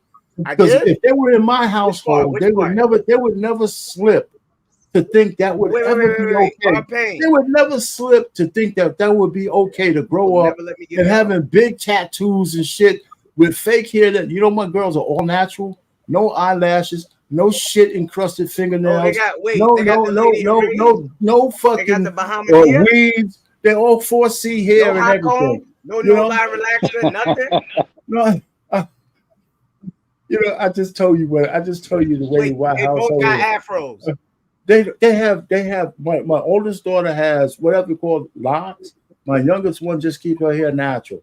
They wash their hair on a regular basis. They put the right shit for 4C hair in their hair, just like their mother, right? And they keep their nails clean and short and shit, and they don't have no tattoos, none of that shit. Right. So all I'm just trying to say is my daughters would never ever look like that woman. Ever. Wait. What's wrong with her? She was a beautiful black woman. She's beautiful, all right. Well, fun time, not a long time. Yeah, she's very For beautiful. one time, I not would a like to long see her. I time. would like to Wait, see her on Marcus. Instagram. Her Hey, father looked at King, her King. Instagram picture. He said, "Oh my God, man, this shit's probably turning me on. I can't look at it no more." Hey, yo, King, we got them. How do you know what Shit. hair care products they got? You looking through their stuff. No, I bought my daughter's 4C hair stuff for Why would you present. say something like it? You know, so you know what, man, I got to answer for all that shit, man. I That look at you what do. they You need. got a And I plaster buy for it every Christmas. sort. I bought them that stuff. They like that stuff too. Come on, They got their Sean. own. Cheerlead it. Yeah, I don't know why why you guys think that you're trying to find a chink in not a kink, not chink, but a kink in the armor here, right? I mean, I'm not a perfect man, and I wish I'd have done better in some areas for my daughter, but but raising them is not. That's not where I failed. That is not the place where I failed. Right. Nobody said you did, man. Why do you get I'm just defensive? saying. Why I'm do you not go to perfect, extremes? Why do you go to extremes? I think Java Joseph says here, in order to successfully process this topic, we need to not personalize opinions. This is why we are here to learn from one another's perspective, experiences, and wisdom. Thank you. Yeah, for Great, while we're here. great comment. Great comment. Whatever your name is, put a real. Don't put an avatar. Put your face. Don't hide. Everyone has perspectives as for how they speak. It is not malicious. It is getting to the bottom of something. No one on this panel hates the other person, but we have the tough discussions. Everybody like a spoonful of honey, but when it's a spoonful of Buckley's, it hit different. So if you don't like how I talk, tail, and run, actually like, subscribe, and tell 5 friends. And then run. Yeah, and just to Ken's point, we do go at each other, jar at each other sometimes, but it's nothing personal. I got love for everybody, and I think we all got love for one another. And so some of it is us just pushing the metal because of how we know each other. Some of it is very direct questions, as he just described, but none of it is personal. We don't take it personal, and if we do take it personal, we're men enough to express it and discuss it. We're all adults up here. All right, Ken's like, I don't know about that.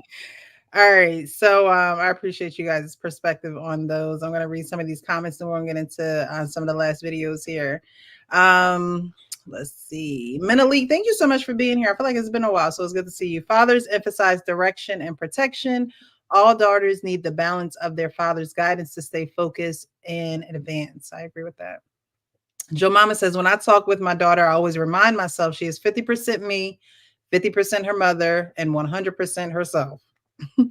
Menalik says, parenting is a chore, duty, and task. You got to work hard and find time to juggle everything, no matter the cost. The challenge can be very challenging, but no matter the obstacles, strive for the win. And that was what the guy was saying in the one video where he said, it's more in the action of doing what you're doing than trying to get a result from the action. Rochelle Webb, thank you so much for being here from Facebook. I appreciate you for watching.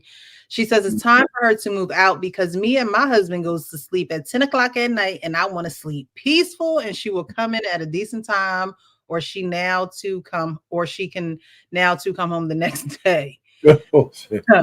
Dorian says, I don't know why these men on the panel act like there are no shiftless Negroes who take advantage of girls. Fathers should teach, protect, and guide these women until they come into covenant with hubby. And again, Giovanna with the great comment she left. In order to successfully process this topic, we need to not personalize opinions. This is why we are here to learn from one another's experiences, perspectives, and wisdom. So thank you guys for those comments. As a viewer, she says, I appreciate you for understanding. That's what we're here for, right? Run. We got to be able to relate, understand, and never give up on our daughters. All right. So the next one is a kind of a, what would you do as a father? What would you do in this situation? I saw this video and I was like, ooh, I wonder what the guys on the panel would do. Kenny, you don't have no kids, but I would love to hear what you would do in this situation. Okay. That it's okay. Scarlett, who are you talking to, Scarlett? Who are you talking to? Huh? Really, who are you talking to? Did you just say shut up? Did you just say shut up to me just now? I'm talking to you. Ooh. Did you just spit on me just now? Yes. Are you out of your freaking mind? Do that, kid. Do that. I'm gonna hurt her. Do that, kid. What the? Did she just spit in my face? Scarlett! What? She's overdoing it now. What?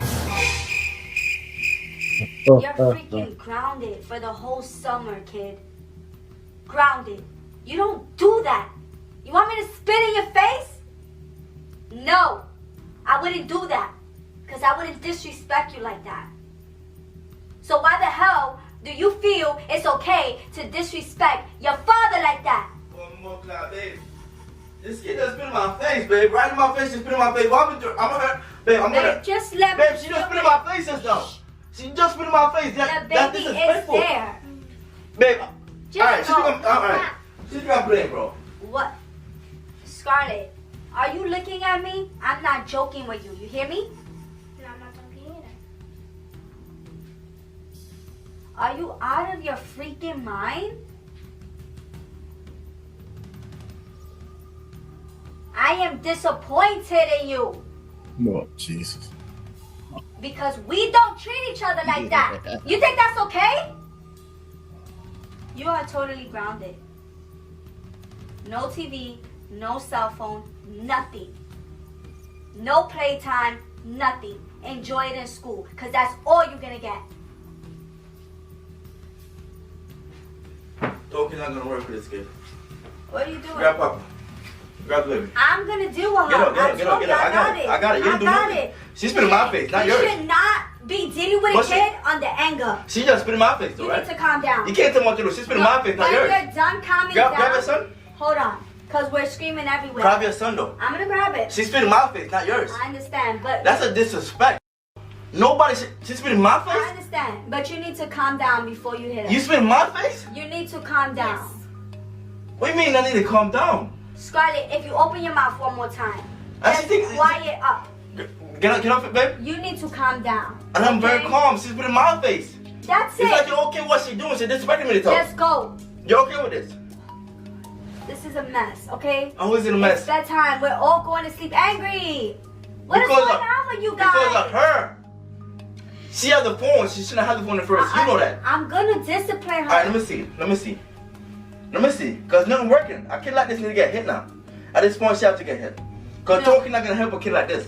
We've been talking for the last 10 minutes. Nothing working. Great. I have like 2 kids in the side of my ear. Just You're not being a mother. Give me ridiculous. this. It's ridiculous. Yo, I'm going to lose it in 2 I'm seconds. telling you, Get relax. out. Get out the room. No. I discipline my... All right. So, as a father, what would you do in that situation of your daughter spitting in your face? I'm gonna make an assumption. That's not his biological daughter. I think the son is theirs. I think that little girl, I wouldn't be able to touch her, but I would pay a kid outside to whoop up on her. I'd find the little chubby girl with the big knuckles, and I give her a little 20 piece, and I'm like, when you see her, just 3 to 5 minutes, just work it out. Ain't no little girl spitting in my face. What? Not, my That's man passive aggressive. can't function with that. That's like, I grew up, my mom was hands-on, and she took pride in her work. I can't see no kid. Wait, what? I get the heebie-jeebies when I'm in public transport or whatever and see kids being rude to their parents, because I realize how my parent used to get down, apply pressure, even in public, very fast, and stuff like that. The child looked the man in the eye and was like, I'm like, ooh. It takes the faith of Job. That would be hard. That would be a hard thing. My initial thing was like put a grapefruit in a towel and hit the child or something like that. Oh my God. You understand? Don't leave no bruises. It just smells citrusy. Oh That's man. a tough one, Precious. I let the parents answer that. That's crazy. Oh man. Well, she was getting her 2 week together, man. She was getting it at the young age. That's what she was doing. No, there's no. What's interesting? Go ahead. Go ahead. I'm waiting to hear what Hank would do. No, I would have slapped. As soon as I came out, I would have slapped that little girl in the mouth, man. I would. I don't care if she's my daughter biologically or not. Yeah, she would have got slapped in the goddamn mouth. For that shit. That's look here. That's the nastiest thing you could do to anybody's spit. I'd rather you slap me like I'm a woman or something before you spit on me. Hell no, that shit's nasty as hell. I would have slapped that little girl in the goddamn mouth. Yeah, I mean, I ain't got to say no more. That's all. That been it. All right, Sean. You know what's interesting about that is the mother, as she was speaking to the child, I understood why the child was acting out and was disrespectful, because the mother don't really have respect. And I'm in total agreement with Hank. Who village child, meaning it don't got to be my child, your child. If that was a village child and community child, whoever child that was, Hank's. But we grew up that way. We grew up to where you couldn't have gotten away with that from anyone. I mean, like I said, never mind the parents. You couldn't have got away with that if you was just the neighborhood friend of a family. You couldn't have got away with that. So but this time in this day and age, and parenting is, a lot of people are very sensitive to consequences that can happen when they have disciplinary actions that are physical. And I grew up on where that, now abuse is subjective. It's subjective to how you feel about it, and correction and it is something that is also subjective. So I don't know. It's a hard time to figure out not doing exactly what Hank just said and popping that person, that little girl in the mouth, little boy in the mouth, little whoever child spit on in the mouth. And whether it's your child, whether it's your stepchild, whether it's your nephew, your niece, your friend's child, that's just as unacceptable. And whenever it is accepted or it's met with no consequences, we have a little child who's either going to be a terror as a little woman or is going to be in jail somewhere because she's learning very young. Well, we know podcast says that probably would have been the end of our relationship that night, because it does look like that is a stepchild. And she didn't allow him to, discipline or do anything. She said that she got it. And, again, daddies and daughters, this is not necessarily his biological daughter, but how is he able to establish a foundation of respect and a respectful fear? Because I don't think, just like God, I don't think we should fear God because we respect him that much. We shouldn't fear him from being scared of what may happen, because he warns us and he tells us what's going to happen. So we should fear him out of respect. And it should be the same way with, just like it's with our Heavenly Father, it should be the same way with our earthly father. There should be some type of respectful fear there that, and I think that there is. We've been talking about daughters being nervous or contemplating or not coming to their dads because they don't feel comfortable. I think that's part of the healthy, or it could be an unhealthy fear, but we would want our daughters to have a healthy, respectful fear for us. And how does a father get that from a stepchild if the mother is not allowing it? So I can understand when What We Know podcast says that probably would be the end of our relationship that night, because it's just the ultimate sign of disrespect. And for that to come from a 8 or 9-year-old and there not be any means for him to actually set that, that foundation in that moment, can be very detrimental to the relationship on all levels. His relationship with his girlfriend or wife, and the relationship that he has with her biological child who he has taken in as his stepchild.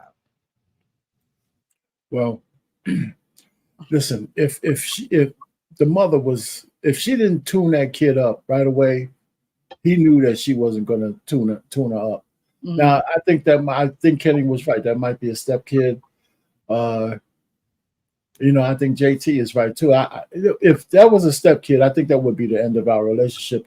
But the only thing I agree with the mother on is that you can't beat a kid with anger like that. He would have went too far. He's a little girl. Where's he going to hit her at?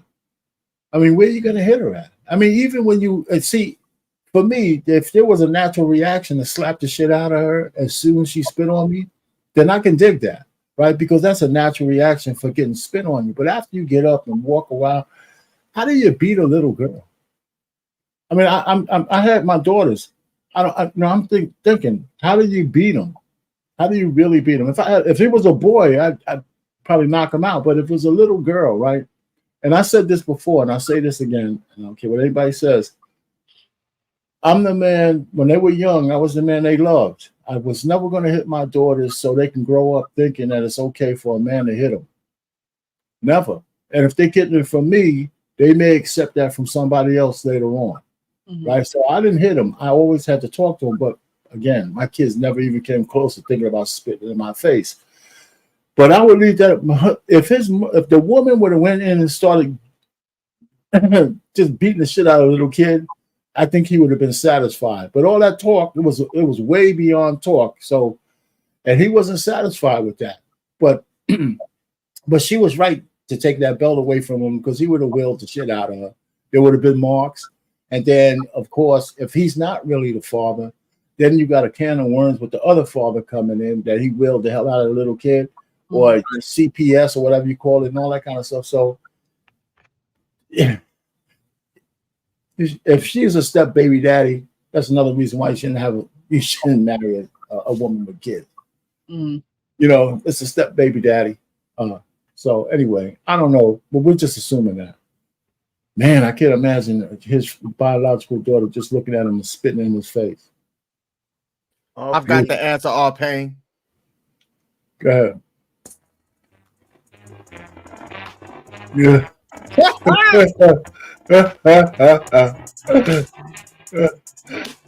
Yes. Whip that ass. You about to whoop that trick. Whoop that trick. Whoop that trick. Okay, would you wait till you calm down, or would you do it right away? Calm down. When my kid was I don't even think she was 4. She did it to me, and I believe it was learned behavior from daycare, childcare. And I took a second, I gathered myself, I told her mother what was about to happen, and my daughter learned that day to never do that again. And she's a great kid, no issues whatsoever. But I think in that instance, in that moment, she had something up her hair to do it, and I think it was something she saw from daycare. And it never happened again. And that's the only time I put my hands on my child. I think, did we get everybody's I think Will got disconnected. Will, if you're still watching, you got disconnected from the back chat. You're more than welcome to come back up if you like. Pain, I would like to challenge what you said. Correction is not abuse. And I think that's what King Smith did. No, I hear him. It's philosophy. It's a philosophy. All right, guys. Thank you so much for watching. If you're just joining, definitely hit that like button. We're having the daddy, the girl dad conversation this evening. We just watched the video of Ari, who said, "I just need you as a dad." And that's it. And that's all little girls need. I think, we've gone over this before, but a lot of times children spell love Time and not Love. And so the time that we dedicate to our children, especially our daughters, is very important because they value that way more than they value any type of materialistic thing that, you know, can be offered to them. So the next two videos I'm going to play are just, you know, little nuggets for you guys to keep in the back of your pocket, you know, as you're going through your journeys with your daughters. It's a never ending journey. I don't think that, you know, your daughters ever get to an age where they don't need you to be their father. It may, you know, be a different expectation from you, but at the end of the day, they're going to always need you in their ear, making sure that they're covered. Even not if it's not financially and things like that, it's still emotionally, spiritually. And it doesn't have to be, you know, 3-hour conversations every day. It could just be I'm thinking of you today and I hope you're doing well. You know, that's going to be something that a little girl is going to always need from her father, even in her adulthood. But I saw these two videos. I played one of them on Father's Day, but this one I haven't played. I saw this video a while ago and I saved it. And I think every parent should listen to this, whether you have a girl or a boy, but definitely listen closely into what he's saying. Come to you real quick, mean a lot to me. Man, I ain't trying to cry, but let me read something. It's been on my phone for 5. Break generational curses. Quit yelling at your kids before they go to bed and expect them to sleep well. Quit yelling at your kids in the morning right after they wake up before school and expect them to have a good day. You set the tone for your children. You set the tone for your voice. They will always remember in their heads. You become their inner voice. Don't be their inner critic. Speak life, speak love, speak bravery, kindness and hope. Speak wisdom and truth. Most of all, listen to your children.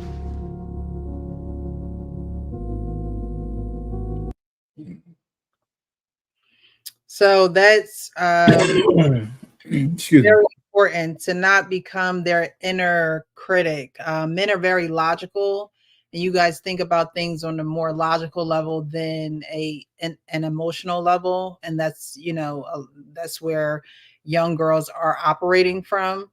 But I would just, you know, suggest that in your logic to not be so critical, because it takes for a woman to catch up to that logic in order to actually hear and understand what you're saying. Sometimes it takes out lived out experiences, but you don't necessarily want to be a critic, because she'll learn how to become a critic of herself.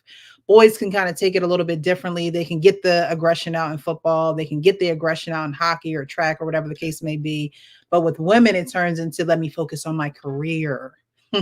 Right? It turns into, let me focus on my career, because if I don't focus on a relationship, I can't be too critical about it, because I've been, you know, I've had that inner critic inside of me, and in order to not have to deal with it, I just won't deal with it. I'll work and I'll make my own money and I won't need a man.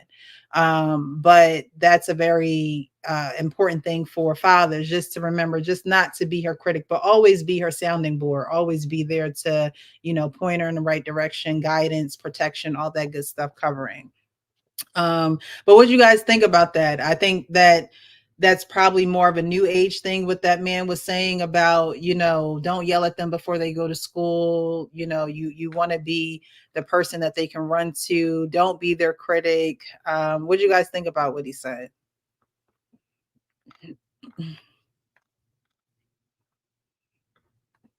Agree? I think Des Bryant was speaking from past childhood trauma, where he used to be abused by parents.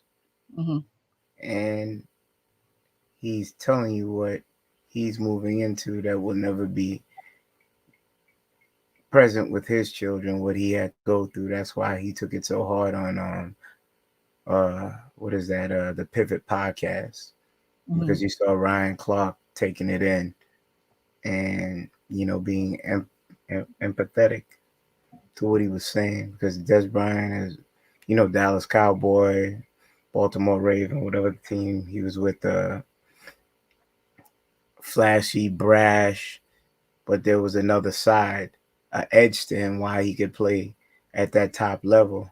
He played with pain. He turned that pain into rage. He was able to use that to fuel him to get to the heights of football. Mm-hmm. But then when you're in a company of men that are genuinely concerned about you, not your persona, bravado, the man inside. He broke down and spoke the tenets of the fat that he was cutting, that he wouldn't bring to his children from what he'd been through, and you partly saw him breaking down, because that's a lot to release and purge within the love and kindness of the fellowship. I digress right there. Thank you. You articulated that very well. Anybody else want to go on this one about what he said? I mean, I'm glad he's able to speak. And what I saw is similar to what Kenny was just describing, is somebody who had some brokenness within his upbringing and was still dealing with it and healing from it and speaking from that perspective. Now, the dangers of that is because a lot of times we speak from our perspective of what we've been through. And sometimes those perspectives are unhealed perspectives. And so we're given advice when we're not even entirely healed from our scenario. So we're given advice from a place of hurt. We're given advice from a place of pain, which sometimes can be good advice, but sometimes it can be insignificant to the person you're giving advice to, because you're giving the advice to avoid doing things that were abusively done to you or overly done to you. Mm-hmm. And like I think, Kenny, you said it earlier, there's a difference between abuse and correction. And right now I feel in this generation there's a fine line between those two, and it's very undefined. And so it's very difficult for us to really have accurate approaches on these individual circumstances, because there's a lot of variables that we need to consider. And sometimes our pain can cause us to give advice that wouldn't be beneficial to that child or to that for the well-being and the balance of that child, because you're speaking from an unbalanced place. So it's I can't say that that's what he was speaking, but it did seem like he was still hurting. You know, he did display signs of pain. Yeah. I think, definitely I think God uses pain for us to then turn it into power. And I always say that you should tell the truth, even if it makes your voice shake. That's actually not originally from me. I read that as a quote. But I think that sometimes that truth, no matter when it's revealed to you or whenever you get it, it can still have an effect on you, and it can still make your voice shake. And as you can see on that podcast, the person that he was talking to, it deeply hit him, and he couldn't even say anything. He had to just marinate on the words of what Des Bryant was saying. So I definitely agree with you. Some people do speak from a hurt place, and those people need to be heard too. Do you have to follow their advice and their guidance on what they're saying? Not necessarily. But everything does happen for a reason. You do hear things and see things in God's perfect timing. So you can always take a little bit of something from someone. It's just you being wise of what you're taking in, how much you're consuming, and what you're doing with it. But I think that being whole with yourself is realizing that there were some holes in your past or in your upbringing or some trauma that affected you, and being able to be that generational curse breaker does take a lot of pressure. because no one see things the way that you see them. No one is trying and putting their best foot forward the way that you're trying because of what you know have been through. And I think those are the courageous people. Those are the people that are, like Theodore Roosevelt said, are in the actual fights. You know, it's the critics on the outside saying, oh, you shouldn't do this, you shouldn't do that, you shouldn't do this. But being a generational curse breaker means I'm going to go outside the lines like nobody else did. And they always say, if you want something different to be done, you got to be willing to do something different. And so, you know, sometimes that requires your voice to shake because ain't nobody else doing it. So you got to have the courage to get up there and do it. So I applaud him. And, you know, putting that out there on that podcast where there are so many viewers, so many people tune in to be able to hear that, because parents need to be reminded of that sometimes. You know, we get in the thick of things and it's like, dang, I did yell at her before she went to school. And in that moment, I'm not realizing how it can affect her, but that walk to the bus stop could be a sad one, you know, on my account. So we got to be mindful of those things and keep those things in the forefront instead of the back of our minds when it comes to dealing with children who are impressionable, have their own feelings and their own being, and they're their own beings. Anybody else want to talk on that one? Then we're going to go to the last one, is explain, run, and then get out of here. Well, what's interesting, I just wanted to finish or touch on what you just said. You're right. I think that his approach definitely was touching. The advice could be necessary. But again, a lot of times I feel like, what is the corrective moment? Because you wouldn't know joy if you didn't know sadness. And to eliminate sadness out of a child's life or anyone's life might not be as beneficial as we think it is.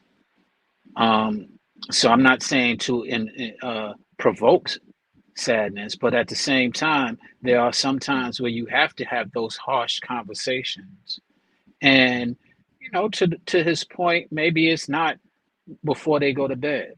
Mm-hmm. You know, that's the term. I can't even, you know, but maybe it is. Maybe you need to before they go to bed and they can sleep it off and wake up. That has happened several times where I have given a conversation before they went to bed and they woke up in a different spirit that was more beneficial. We spoke about it more in the morning after they woke up, like, hey, you know, and spoke about it. So the communication, I think, is lacking between us.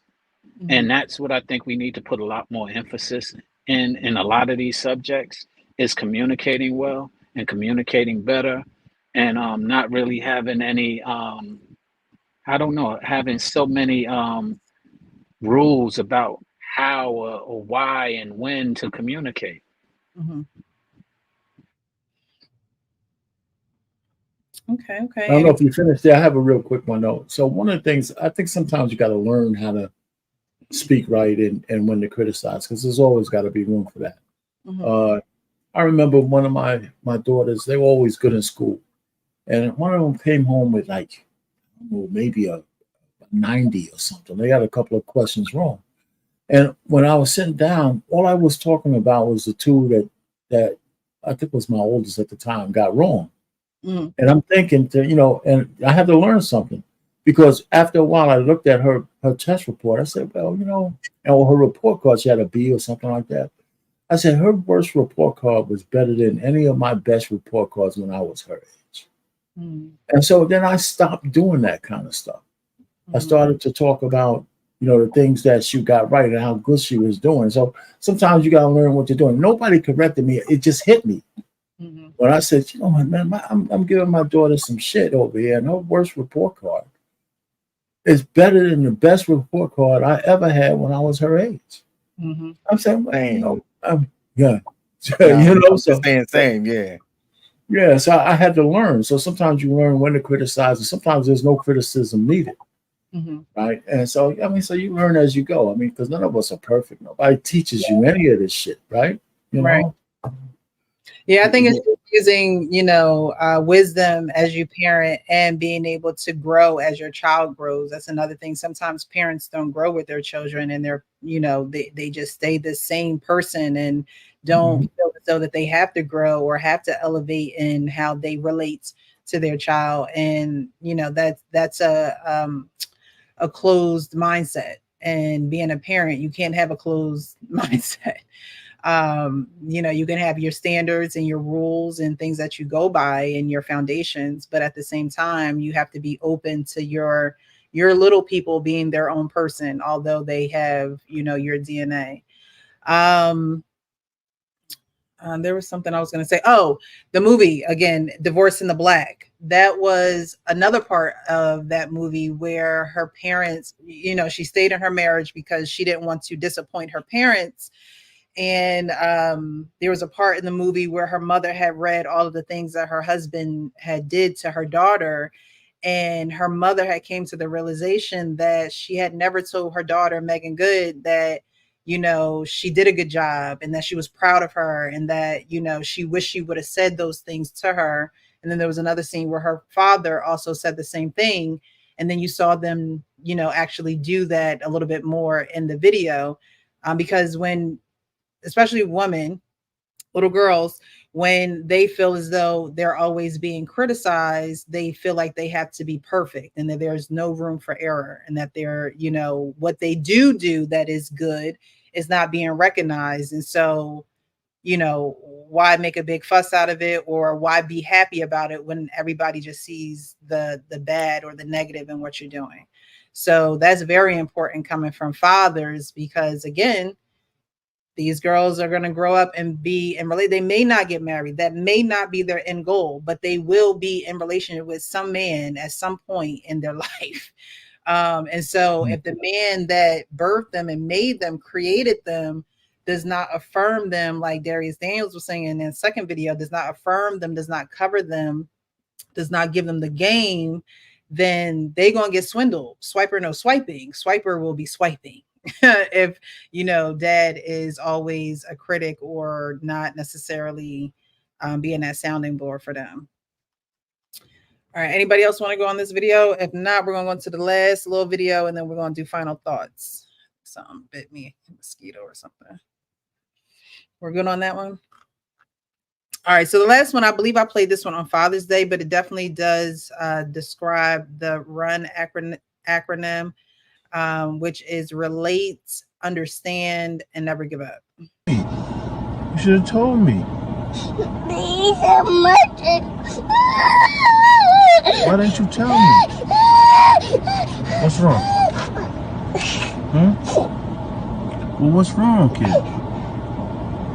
Talk to me. Tell me what happened. Talk to me. What happened? I want to see mommy. I want to see mommy too. Baby, talk to me. Just tell me what happened. Why are you crying? Because what? Because what? What happened? You feel better? I'm gonna let them see you cry, okay? Okay. You want a hug? Yeah? You want a hug? Come on. Love you, alright? Okay. So that's run to her, relate, understand, never give up. Just in that small video, he related to her, and he's trying to ask her what's happening. He asked her over and over and over again. That's never giving up. But he asked her over and over again, and she goes, "I want to see mommy." And whether that was a real issue or not, he's like, "You know what? I want to see her too." Kind of just giving her that reassurance that I'm on what you want. And then he sees that she is self-soothing, so he understands that he don't necessarily have to solve a problem. His presence and his voice is enough. And I think that's actually what helped her self-soothe. Just his presence. I mean, the guy is big as I don't know what, but his presence and his voice, just letting her know that, hey, whatever it is, you can talk to me. You can, I'm right here. I'm not going anywhere. Just let me know what's going on. She was able to self-soothe. She did the little heart thing. I seen that in a movie, and I forget which movie that was in, or a show, where they did the like the hand over the heart, like doing that. That was in a movie somewhere. And then when I saw that, I couldn't remember the name of it. But when y'all remember, y'all put it down in the comments. But it was in a movie where they did this, and that was like a self-soothing technique. So to see someone in real life doing it, wasn't a movie or a script, was interesting. But he understood that she, could self-soothe as long as he was there still, with that presence, and then never giving up. He kept asking her. And then he, was okay with the fact that she would be able to be soothed with just a hug. He didn't have to solve any problems. He didn't have to hear no conversation and things like that. And as little girls get older, that's all it takes. It just takes for you to just try to relate to them on some type of level, understand where they're coming from, because in all you're getting, get understanding. That's a biblical standard that we should get. We're never too young to stop understanding, stop learning. That should be something that we seek daily when we open our eyes, but especially from our children. And fathers to daughters, you should always try to understand, even if it seems out of place to you or awkward or out of your, normal limits. Try to relate to your child, understand her, and then never give up on her.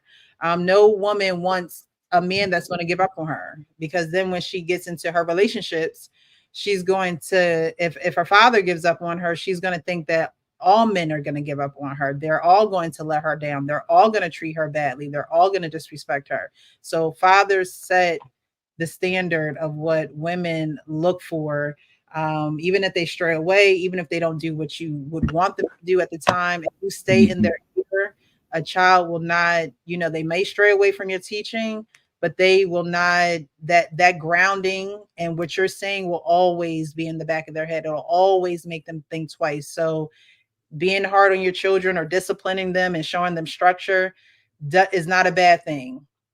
They need it. They're going to refer back to it later in life, whether they tell you that they do or not, but stay on them. Stay on them.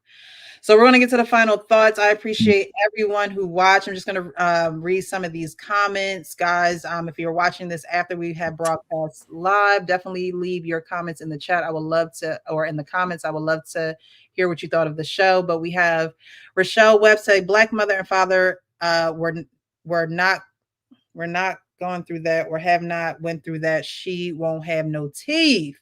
Talking about the little girl that spit in her dad's face.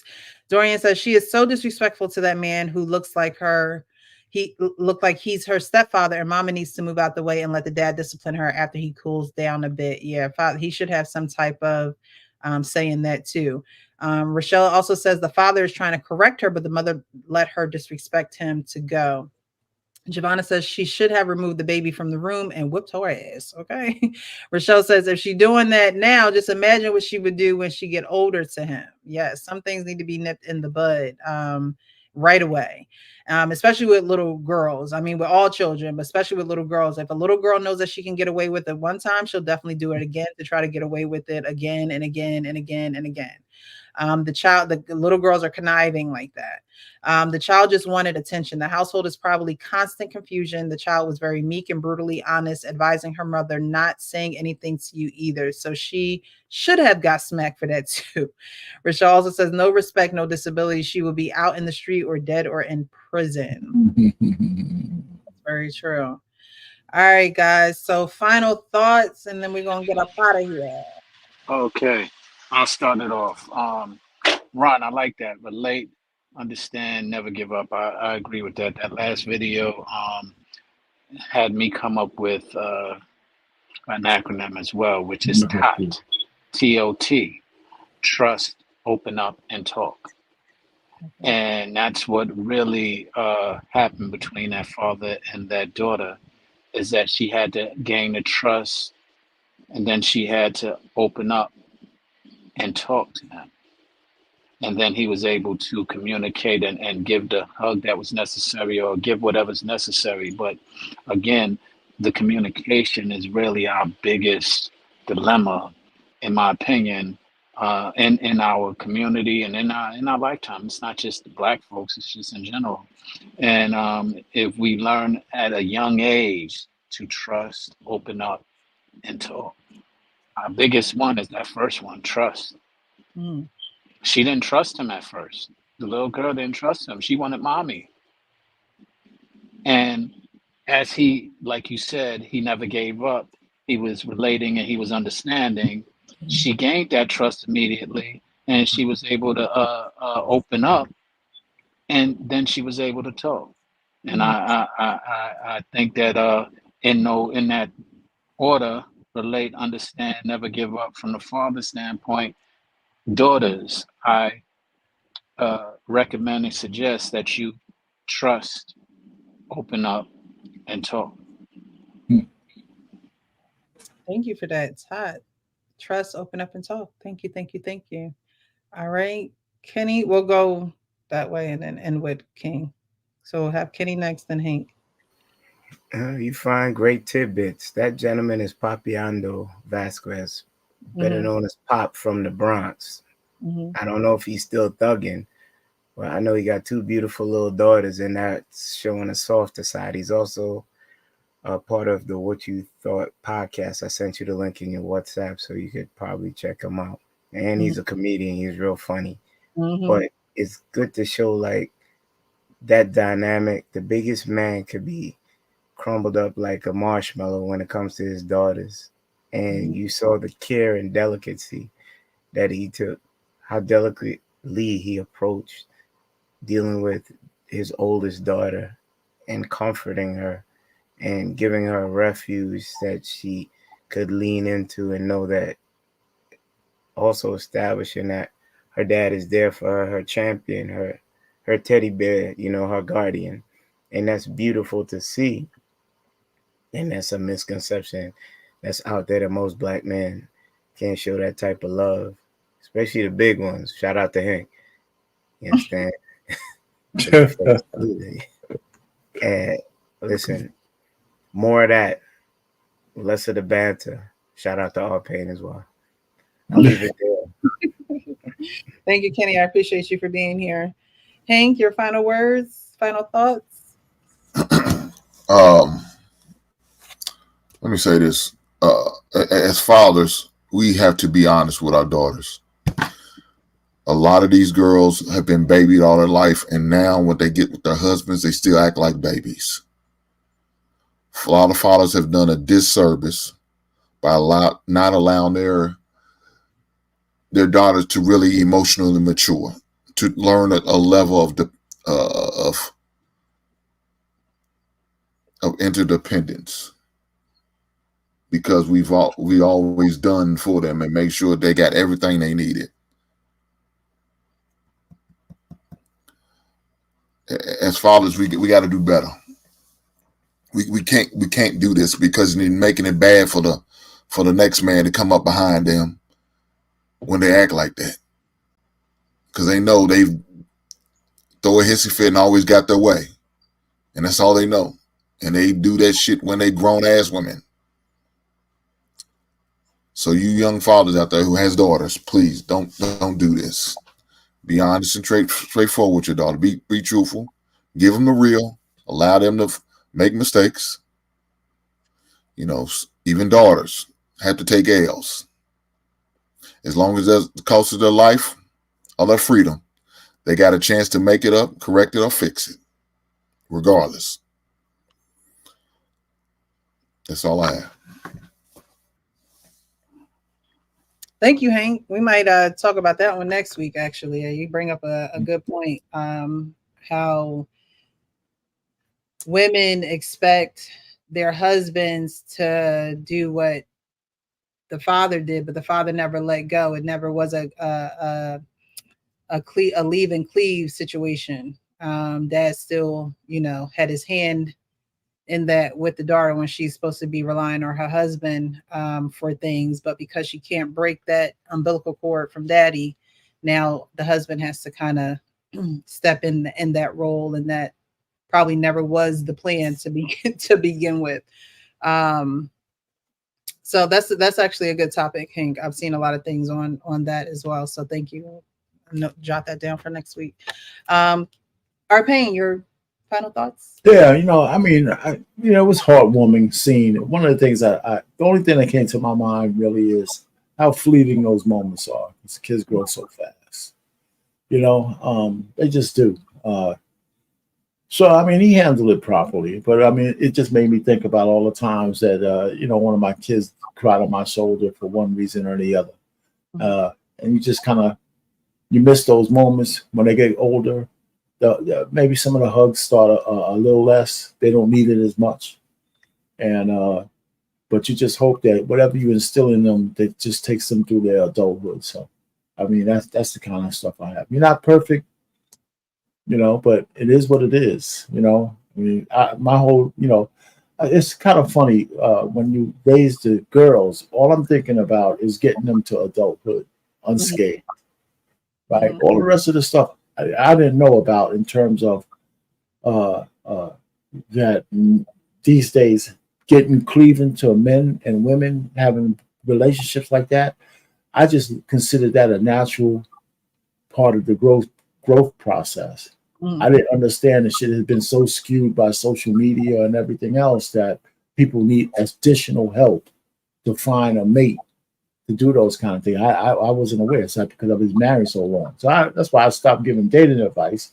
But anybody who wanted to learn about relationship stuff, and you really have somebody that you want to talk about how to keep a marriage together, I can talk about that. Some of that shit's timeless. But so my daughters they're out there, if we were in Africa, I would be having a real high dowry for both of them. Okay. That's what they make anybody a great daughters because they're great. They're great people. Thank you, Stacy. Thank you, Darnell, for the cash apps. I really appreciate you guys. Thank you. Thank you. Thank you, Arpain. I appreciate you for being here. Great final. Thanks for having us. Thanks for having me up. Of course. The actual King Smith, your final thoughts, sir? I think that conversations like this are always dope. It's always nice to get other people's perspective on things. When Hink said that he had his daughter when he was real young and 20, I got married at 20. My child was born when I was like 23 or 24. And even as I say that now, it still sounds young as I'll be 40 here in about 2 weeks. I think that, I can't speak for everybody else, but I mean, my kid's about to be 17 literally this upcoming Saturday. I'm still learning, right? Because she's growing and I'm figuring things out. I'm just doing what I can, trying to make the right choice that I think, is going to help her grow and be a productive person out in the world instead of an oxygen breathing, knuckle dragging, resource hogging liability out there. So thanks to y'all of the parents that have added something to this, to the people in the chat as well. I appreciate y'all popping up. Thank you, guys. I want to thank all of you guys for being hot, honest, open, and transparent, for giving those who are watching different perspectives. They could probably see themselves in you. They could probably relate to some of the things that you were saying. And some of them probably took away some nuggets that they will then implement in helping them have a better daddy-daughter relationship. But again, I thank you guys. I appreciate you. I always say you don't have to be here. You choose to be here. And for that, I'm grateful. Thank you so much. And so we're going to close out this show. Those are my final thoughts. I appreciate you guys. Thank you for giving that perspective. Next week, we'll take that one of the suggestions that Hank, or final thoughts actually, that he said, and we're going to do a couple of videos on that, because I think that is very important to highlight as well, and how that relationship with husband and wife should be their relationship and not something that the wife is bringing over into the marriage, and there be certain expectations. So thank you for that, Hank. But like I say to you guys all the time, be real with yourself so you can be real with everybody else. You guys have a great Tuesday. Bye-bye. All right, good night.